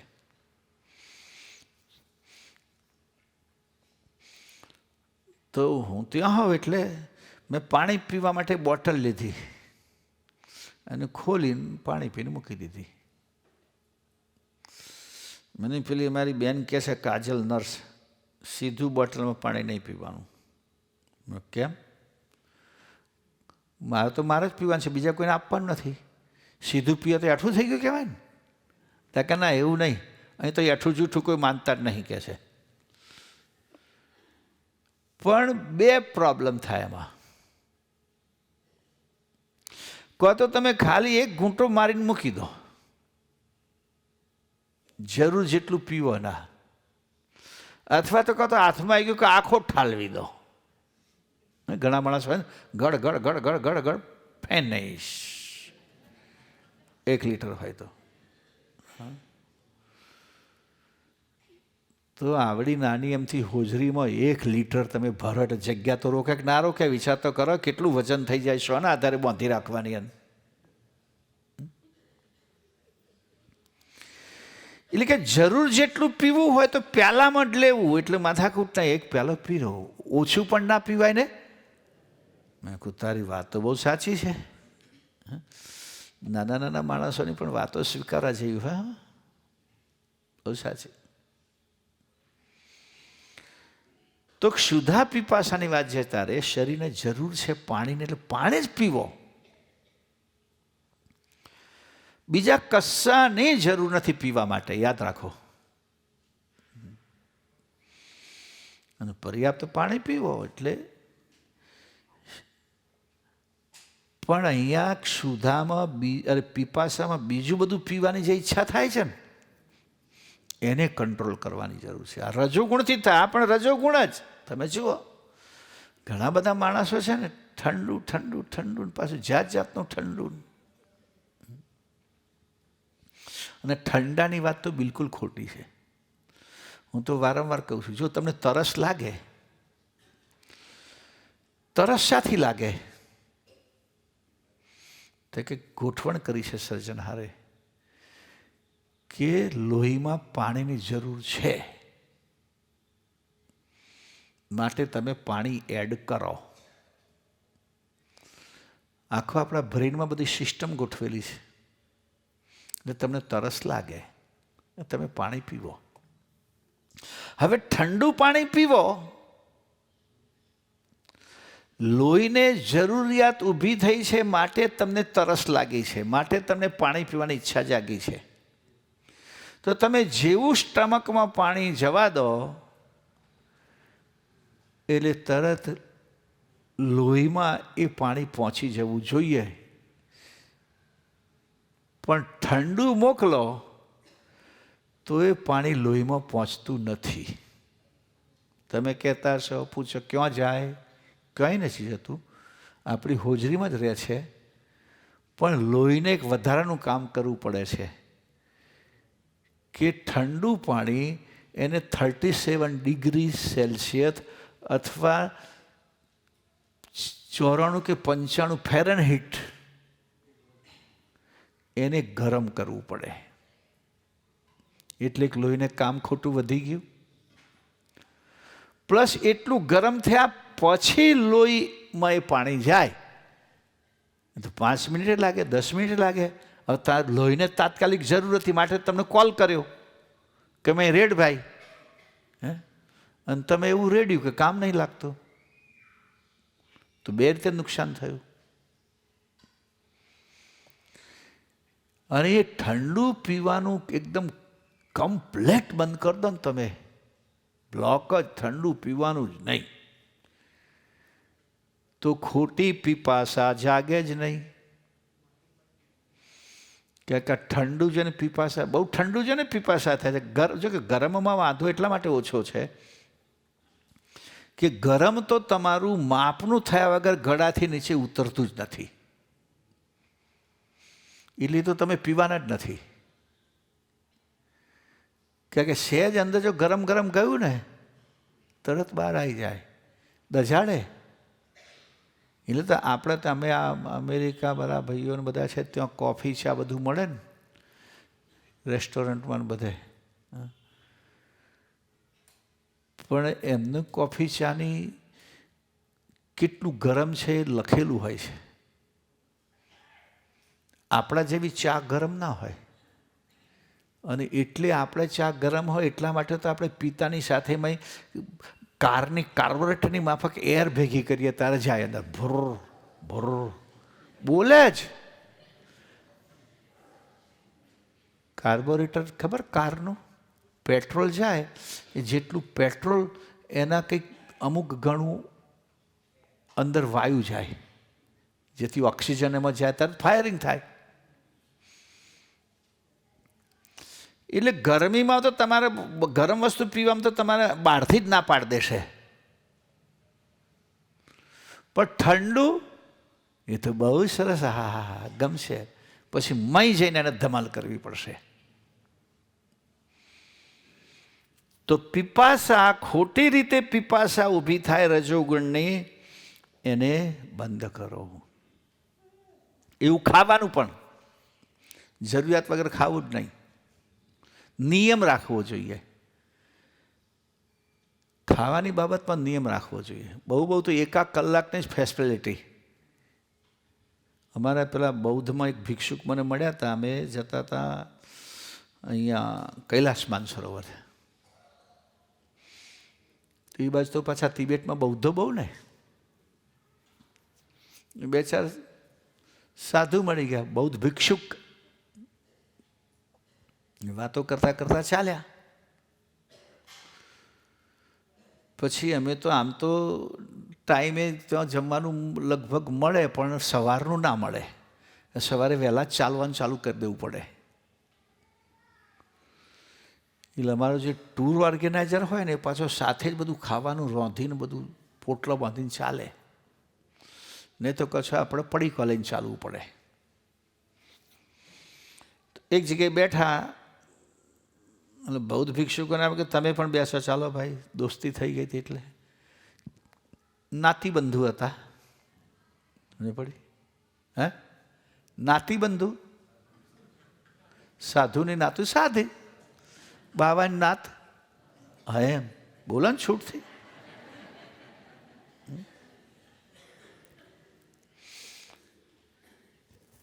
એટલે આપણી પાસે જે હતું એને તમે ખાઓ. પેલા બહુ જ સાધુ કહે છે કે ના થોડું લો આખું, તક ના ના ના ના. મેં કેમ, વાંધો શું છે? આપણે સાથે વાતો કરતાં કરતાં આવ્યા ને બૌદ્ધની વાતો ને અમારી વાતો બધી ચર્ચા કરતાં કરતાં આવ્યા. તો કે મારો જમવાનો ટાઈમ નીકળી ગયો, અત્યારે 2 વાગ્યા છે કે છે, હું 12 વાગે જમું. અને અમારો નિયમ એવો છે કે આ ટાઈમે મળે તો જમવાનું, ને તો બ્રેક. હવે સાંજે અમે કહ્યું સાંજે કેટલા વાગે જમશો? તો કે 6-6:30 વાગે. અને એ વખતે મેળ ના પડ્યો તો બીજા દાડે. આપણે તો આગલા દાડાનું પૂનમનું બાકી તે પડવાના દાડે ભેગું કરીએ. ગઈકાલનો ઉપવાસ હતો. તો આ શરીરની અંદર ક્ષુધામાં પણ આ પ્રકારનો કાબુ હોવો જોઈએ. પછી એની એક આકક્ષા ઉચ્ચાર, બોલ બોલ કરવાનું. તમે જુઓ તો અમુક તો માથા ખાઈ જાય. હં, નામ તો ના દેવાય, પણ 1-2 બહેનોની વાત કરું કે મારી સાથે એક પ્રવાસમાં આવ્યા હતા. બાપરે બાપ, થાકી ગયા એટલે એટલું બોલે. પછી મને થયું કે આમના ઘરવાળાને તો એવોર્ડ આપવો પડે. સારું, આટલું બધું સહન કેમ થાય? પેલો માણસ કેટલું બધું બરફ આખો માથા પર મૂકી રાખતો હશે કે શું કરતો હશે? આપણે તો એક દાડામાં કંટાળી ગયા ને આ તો બિચારો કેટલો વર્ષથી કાઢતો હશે ને હજુ કેટલો વર્ષ.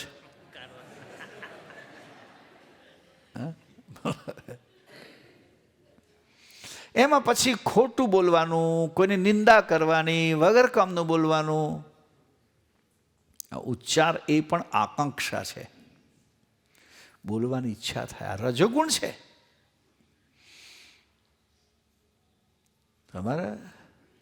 અમારે સંત સમિતિના બધા કાર્યક્રમો હોય.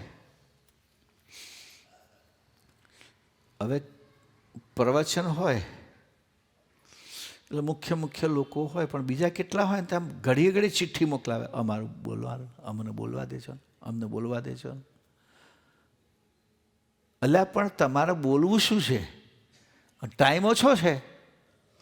તો હું ઘણા વખત કેટલા લોકોને કહું, ભાઈ કોઈએ કોઈ ખાસ સૂચન આપવું હોય, કદાચ એમને બોલવાનો સમય ના મળે, પણ આ મિટિંગમાં એમને કશું કહેવું હોય તો લખીને આપી દે, તો અમે એમના વિચારો ભેગા ઉમેરી દઈશું. તો એમાં કોઈ ના કશું કરે, આપણે માઇક જ જોઈએ. અમારા મંત્રી મહામંત્રી વગેરે હોય એટલે પાછા કહે, આ ફલાણા માણસ તો માઇક આપવું પડશે, તો એવું ખોટું લાગશે કે ના પૂછે વાત. એટલે અમે બધાના તોડ કાઢી મૂક્યા. એમ જો ભાઈ આપણે 10 વાગે મિટિંગ શરૂ કરવાની ને, હા મેં કહું 9:45 વાગે ચાલુ કરી દો. મિટિંગ જામ છે આપણી 10:30, તો સુધી આવા જે બોલકણા હોય બધાને માઇક આપી દો. હા, અને એ એટલા બધા બોલનાર પ્રિય હોય તો સભા ખાલી હોય ને તોય ઠોકે જાય. સમજો, બોલવું જ છે, એમનો મોકો મળી જવો જોઈએ. આપણું બોલેલું કોઈને પ્રિય લાગે છે કે અપ્રિય લાગે છે એ કશું જોતા નથી. આ રજોગુણ કહેવાય. બહુ બોલ બોલ કરવું એ પણ રજોગુણ કહેવાય. ઘડીએ ઘડીએ ખાખા કરવું એ પણ. આજે હું હમણાં જ વાત કરું, તમે આ બેઠેલા બહેનોમાંથી 3 વાગે હું નીચે બેસી ગયો હતો. 3 વાગે શું હતું રસોડામાં? કશું ખાવાનું હતું, ચાવવાનું? કેટલી બહેનો તો ચાવતી નીકળતા, તો પૂરું કઈ નીકળવું હતું ને, બહાર આવી તો સુધી મોડું ભરેલું હતું. બોલો હવે. હા, ધ્યાન રાખજો, હું બધું જોઉં છું, કેમેરા મૂકેલા.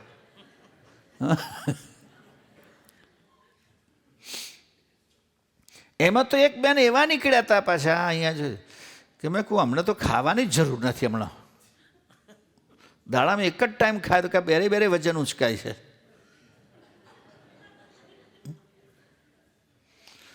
પણ ના, આ જે ક્ષુધા કાંકક્ષા હોય એટલે બસ હાથમાં આવવું જોઈએ.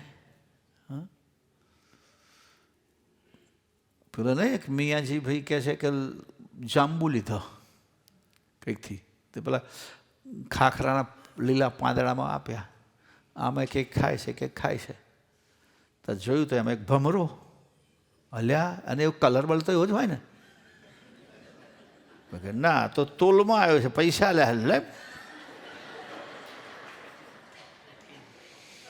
એટલા શિબિરમાં આવ્યા છે કે આપણો હક છે બપોરનું ખાવાનો. બરાબર, જરૂર હોય કે સાચી વાત તો કહું, તમારા શિબિરમાં જે બધા બેઠા છે ને, કશું તમારે બિલકુલ આમ બેઠા બેઠા જ રહેવાનું ને. શરીર શું એક્ટિવિટી કહો? એટલે મને લાગે છે કે કદાચ શિબિરમાં એક ટાઈમ કરીએ ને તો એ બહુ વાંધો ના આવે.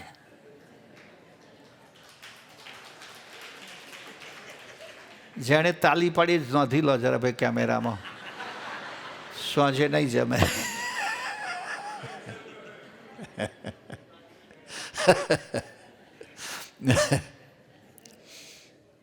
એવું ઉચ્ચાર આકાંક્ષા, ઉચ્ચાર બોલવાની. પછી શીત ઉષ્ણ, જુઓ આ પણ આકાંક્ષા છે. શરીરને જરૂર ના હોય પણ સવારે તો ગરમ ગરમ ચા જોઈએ જ. એ ઉષ્ણ થયું. અને એવું શીત, ઠંડુ ખાવાનું. ખાધા ઉપર આઈસ્ક્રીમ જો અહીં આવી જાય તો ખાઈ નાખીએ, જરૂર ના હોય તો કેમ? તકે ઠંડો ઠંડો લાગે છે. જુઓ, આ ઠંડુ ગમે, અમુક વાતમાં ગરમ ગમે. એટલે એ રજોગુણ છે. એટલે જરૂર ના હોય તો પણ આપણે ખાઈએ. આઈસ્ક્રીમ તો આપણે બહુ ખાધેલો. હા, એમાં અમેરિકાવાળાની બધી ભોંજગળ બહુ રસ લગાડ્યો તો મને. કેનેડાવાળાના, અમેરિકાવાળા ખાવ ને બહાર છે આઈસ્ક્રીમ, કશું નથી લેતા હતા આઈસ્ક્રીમ. અમે પછી ખાવાનું ચાલુ કર્યું, 90 કિલો સુધી આવી ગયા ધમધમાઈને. જો કે વખતે સુવર્ણ તુલા હતી પાછી, નરેન્દ્રભાઈએ કહ્યું ને કે વજન ઘટાડવાના ફાયદા તો જોયા, પણ અહીંયા આવ્યા પછી વધારવાના શું ફાયદા થાય? એ વખત આવ્યા હતા ને મુખ્યમંત્રી તરીકે. પણ પછી નીચે લાવતા લાવતા કેટલો પસીનો થયો એ તો હું જ જાણું છું. એક વાત મેં કીધું, ઘણા ભક્તો આગ્રહ કરતા ને, મેં તમને વાત કે મેં ગયા હતા અહીંયા આફ્રિકાના એક કન્ટ્રીમાં, જામ્બિયા. એમાં લુસાકા સિટી છે કેપિટલ. હવે એક અમારે સાંજની ફ્લાઇટ હતી આવવાની, 6 વાગે 4 વાગે એરપોર્ટ પર જવાનું હતું. એટલે એક પરિવારના ત્યાં બપોરે જમીન પછી બધી બેગો લઈને નીકળ્યા હતા કે આપણે ત્યાંથી એરપોર્ટ પર જઈશું, કે એરપોર્ટ પર જવાના લગભગ કહેશે 2.5-3 કલાક લાગશે.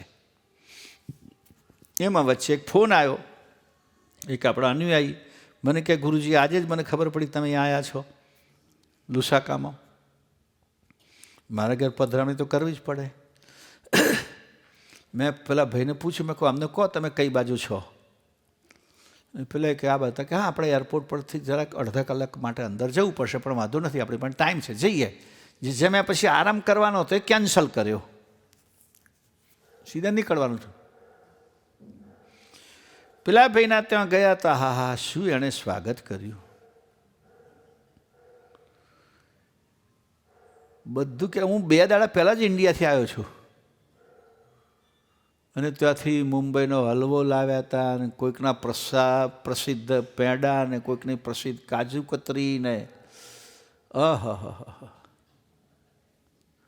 મને કહે, ગુરુજી પડીકું આજે તમારી સામે છોડું છું, એટલે તમે પહેલાંમાંથી લો એટલે અમારા માટે પ્રસાદ થઈ જાય.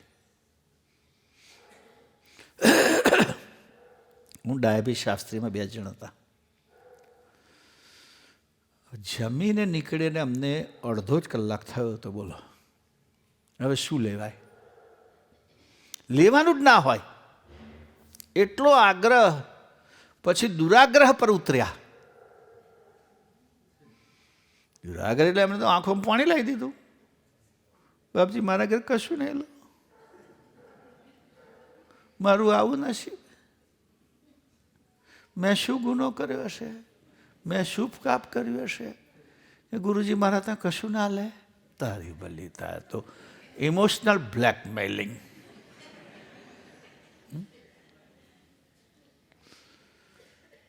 પણ મેં નક્કી કર્યું ના ભાઈ હવે તો આ લેવાય જ નહીં. અને છતાંય પાછું એક છે ખૂણો ટુકડો કાપીને મળામાં મૂક્યો. ના આટલું નહીં કહે છે એણે એની જાતે. પછી એક ડીશમાં એક આમાંથી 10 પડીકો હતા. હા 500 ગ્રામ વજન ભેગું કર્યું ડીશમાં. આટલું તો તમારે લેવું જ પડે. આ થોડુંક લીધું ને મારો બેટો પાવરમાં આવી ગયો. શાસ્ત્રીજી કે શું કર્યું? તમે લેશો તો કે ના લેવાય જ નહીં.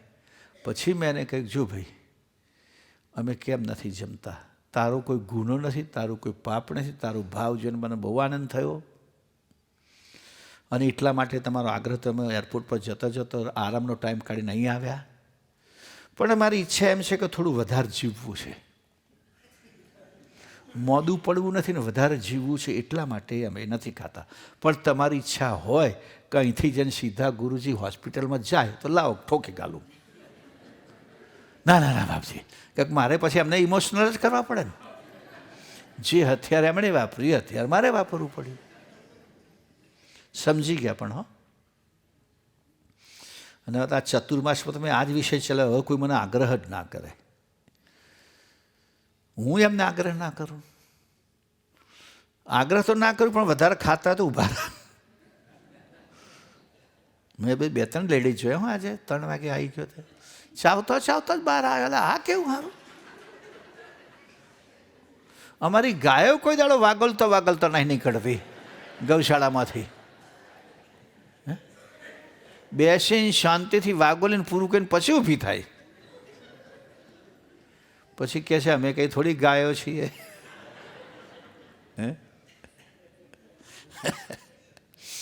તો શીત ઉષ્ણ એ પણ એક આકાંક્ષા છે. ઠંડુ હોય તો જરૂર ના તોય ખાઓ. અમુક વસ્તુ ગરમ એવી પ્રિય છે કે જોઈએ જ. આ રજોગુણનો વિષય છે. ગ્રાહ જ કેટલીક વસ્તુ રાખવાની, સંઘરવાની. આ વાત કહું તમને, એ ગ્રાહજ આકાંક્ષા કેવી છે. આપણે પેલા શિબિરો કરતા હતા ને, બહાર શિબિર કરતા હતા, ગ્રંથ શિબિરો પણ. અને મેં એવા જોયેલા કે છેલ્લો દાડો હોય અને જમવા બેસે, બપોર પછી જવાનું હોય, તો અમુક વ્યક્તિ તમે જુઓ તો પ્લાસ્ટિકની કોથળી લઈને આવ્યા હોય. હવે નથી આવો, પણ મેં જોયેલું છે. જમવા મોટે ભાગે લાડુ જ હોય, ઉઠાઈને ગાલ્યો જ છે, ઉઠાઈને ગાલ્યો જ છે. પછી પૂછી આ કેમ? તા કે પ્રસાદ. આ સંઘરવાની વૃત્તિ, લેવાની વૃત્તિ. જરૂર ના હોય તોય લો. આ પંચમ સસ્વમેધ ગ્રંથ જ્યારે ભાઈએ કહ્યું, અમારા કરુણેશભાઈએ, કે બધાને તમારે કિંમત લેવાની નથી, જેટલો ખર્ચો ટોટલી હું આપી દઉં છું. પહેલાં 30 લાખ આપ્યા, પછી કંઈક ભાઈ હજુ મારે 2-2.5 લાખ વધારે જોઈશે, તો કે લઈ જાઓ, આપી દો ગુરુજી. એક પૈસો આ ગ્રંથનો બિલકુલ ફ્રી કરી દો. પછી મને થયું કે આ ફ્રી હું આપીશ તો એક ઘરમાંથી 2 આવ્યા હશે ને, 2 લેશે. હંગરી રાખો ને, ગ્રાહ જ લઈ જ લો. હમણાં અમેરિકાની અંદર એક કાર્યક્રમ થયો આપણો, ન્યૂ જર્સીમાં. અમારા નારદીપના કૌશિકભાઈ હતા કે 2 મોટા ફોટા મારે બધાને ઘેરે ઘેરે આપવા છે. એક દેવળનો અને એક પરમગુરુ, 2 હતા ને.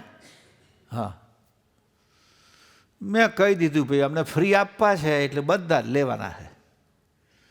મેં કહું જે લઈ જાય એ ફોન નંબર લખાવે અને ઘેર જઈને મઢાઈને મૂક્યા અને મને ફોટો મારા વોટ્સએપ પર મોકલે. નહીં આવે તો હું ગ્રહણ કરીશ. અહીં બેઠા છે ને મહેન્દ્રભાઈ આપણે યજમાન, એમણે હવે ફોટો મને મોકલ્યો, મેં લગાવી દીધા ફોટા, બાપજી છું એમ. ખરું કે? મને ખબર છે. તો 500 ફોટા લાયા હતા તો 300 વપરાયા ને, તો 500 ખૂટી પડત. એટલે આ લેવાની વૃત્તિ કામનું છે કે ના છે? બહુ અનુભવ કરેલા છે. અમારે હવે નથી, હવે આ વૃત્તિવાળા ઓછા માણસો મળે છે. નહીં તો આપણે ગુરુજીને નિશ્રા કીધી કેરેડા તો કેટલે તો અડધી બોટલો કોકણીને પાણીને હો થેલામાં ભરેલી હતી, ખબર છે? મેં કહું આ ઘેર જશે ને તો એમના ઘરનો વળશે કે આ શું કા ઉઠાયેલા, અહીં કઈ કમી છે?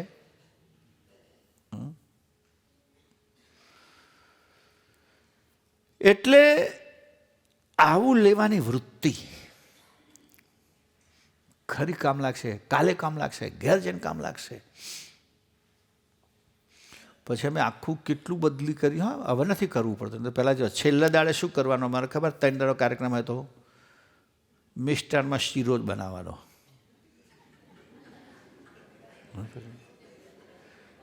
કોથળી બહુ ભરાય. નાસ્તામાં ફૂલવડી નહીં બનાવવાની, પણ બટાકા પૌવા જ બનાવવાના. આ ગ્રાહજ જે છે ને રજોગુણ, એના કારણે આવા નિયમો લીધેલા. હવે આખી સ્થિતિ પણ એ સમય પણ એવો હતો, સમય કરતાં જરૂરિયાત કરતાં વૃત્તિ જ આવી હતી. વૃત્તિનો કારણ આ રજોગુણ, એવો વિષય, અલગ અલગ પ્રકારના વિષયો ભોગવવાની ઈચ્છા. મળ વિસર્જન આકાંક્ષા છે, પણ એ તો જરૂરી છે. પછી ગવન. ગવન એટલે ચાલવું. લાવન જરા ઓટો મારી આવીએ, નવરા બેઠા તારે વગર કામે ઓટો મારવા જશે, શું કરશો? તો કે 2-4 પાન પરાગ લેતા આવીશું, ગપ્પા મારતા આવીશું, આઈસ્ક્રીમ ખાતા આવીશું. આ પણ એક રજોગુણ છે. તો આ આપણે પ્રકૃતિના 5 તત્વોની એમાં રજોગુણની વાત કે રજોગુણના 10 આકાંક્ષાઓ છે. આ બધી રજોગુણ છે. તમને આમાંનો જે કોઈ ભાવ વગર કામનો પેદા થાય એટલે સમજવાનું તમારો રજોગુણ પ્રબળ થયો છે, એને તમારે કંટ્રોલમાં લેવાની જરૂર છે. પછી એ પ્રકૃતિ તત્વનું બીજું તત્વ આવે સત્વગુણ, સતોગુણ, જેના 10 તત્વો છે, 5 અંતસ્કરણ અને 5 અવસ્થા. અંતસ્કરણની મન, બુદ્ધ, ચિત્ત, અહંકાર ને નચિત્ત. આ સતોગુણનો વિષય, કારણ કે પ્રવૃત્તિ કરવા માટે આ મન કામ કરે. પછી અવસ્થાઓ પણ આ સતોગુણની છે. એ 10 તત્વ થયા. પછી તમોગુણના 10 કાળ. જે કાળનું કામ શું છે? વિનાશ કરવાનું. કાળ એટલે વિનાશ, અનર્થ ઊભો કરે, ક્લેશ ઊભો કરે. તમોગુણનું કામ જ ક્લેશ ઊભો કરવાનું. તો એ આપણા મનમાં થાય કે કેટલાનો સ્વભાવ કાળ, એટલે શું ઘણાનો સ્વભાવ પડી ગયો ને ગમે ત્યાં ઝઘડો કરીને જ આવે. સ્વભાવ પડી ગયો, ના બોલવાનો તો બોલી નાખે, જરૂર ના હોય તો બોલી નાખે, અને ખોટું જ બોલે, ખબર ના હોય કે આ શું થશે, આનું પરિણામ શું આવશે. એવું કામના કાળ, જુદી જુદી પ્રકારની કામના ઊભી કે જે પણ આપણો વિનાશ કરે. આક્રાંત કાળ, મનમાં એકદમ તો આક્રાંત ઊભો થાય એકદમ. આ બધું જ તમોગુણ છે. આશ્ચર્ય કાળ, પૃથક કાળ, જુદું પડવું, વિપરીત કાળ. બધા વિચારતા કરતાં કંઈ જુદું જ વિચારવું, જુદા જ વિચાર આવે, ઉલટા જ વિચાર આવે. એ તમોગુણનો પ્રભાવ. અજ્ઞાન કાળ, અજ્ઞાનતા, અજ્ઞાનતાના કારણે કેટલીક પ્રવૃત્તિ કરવી. પછી રાગસ કાળ, વધારે પડતો પ્રેમ, વધારે પડતો મોહ, એ પણ આપણો વિનાશ કરે. અને વધારે પડતો દ્વેષ પણ, દ્વેષ પણ એક કાળ છે. અને છેલ્લે વૃદ્ધિ અંતકાળ, કશી પણ પ્રકારની વૃદ્ધિ વધારે વધારે વધારે વધારે, એનું છેલ્લું પરિણામ મરવાનું. આ તમોગુણનો સ્વભાવ છે. આ 10 કાળ એમાં આવે છે. તો આ પ્રમાણે પ્રકૃતિ તત્વ ઈચ્છાવૃત્તિની ચર્ચા આપણે ચાલે છે. ઈચ્છાવૃત્તિમાં નિરંજન તત્વ, અવ્યાકૃત તત્વ, 2 મહાતત્વો, અને એમાંથી એક બાજુ પ્રકૃતિ તત્વના 3 ગુણ પેદા થયા. એ 3 ગુણમાંથી 10 તત્વો પેદા થયા. એટલે આપણે એક પડખું આપણું ગણવા જઈએ તો 10, 10, 10, 30, 31, 32, 33, 34, 35. આનંદ તત્વથી લઈએ તો એક 35 આ બાજુ થાય. એવા 35 પેલી બાજુ મહાતત્વ સાથે થશે, એટલે 70. અને એના ઉપરના 2 મુખ્ય તત્વો, નિરંજન તત્વ અને અવ્યાકૃત તત્વ. તો હવે આપણે ધનંજય તત્વની વાત કરીએ, પણ આ વાત અત્યારે મુલતવી રાખીએ, કારણ કે બધા પૂરા નહીં થાય. અત્યારે અધૂરા રહેશે, કારણ કે 2 જ મિનિટ રહી છે આપણે 5:30. એટલે અહીંયા કથાને અત્યારે આપણે વિરામ આપીએ છીએ. અને ધનંજય તત્વની ચર્ચા આવતીકાલે સવારે કરીશું. પણ તમે બેઠા બેઠા આ રજોગુણની વાતોનો મનમાં વાગોળજો. આ 3 ગુણના તત્વોને વાગોળજો કે આપણા મનમાં આ પાછું. પણ હમણાં તો તમે ના કહ્યું છે અહીંથી વાગોળતા વાગોળતા નહીં નીકળવાનું બહાર. એ વાત બરાબર. ચાલો, જય બોલાવ.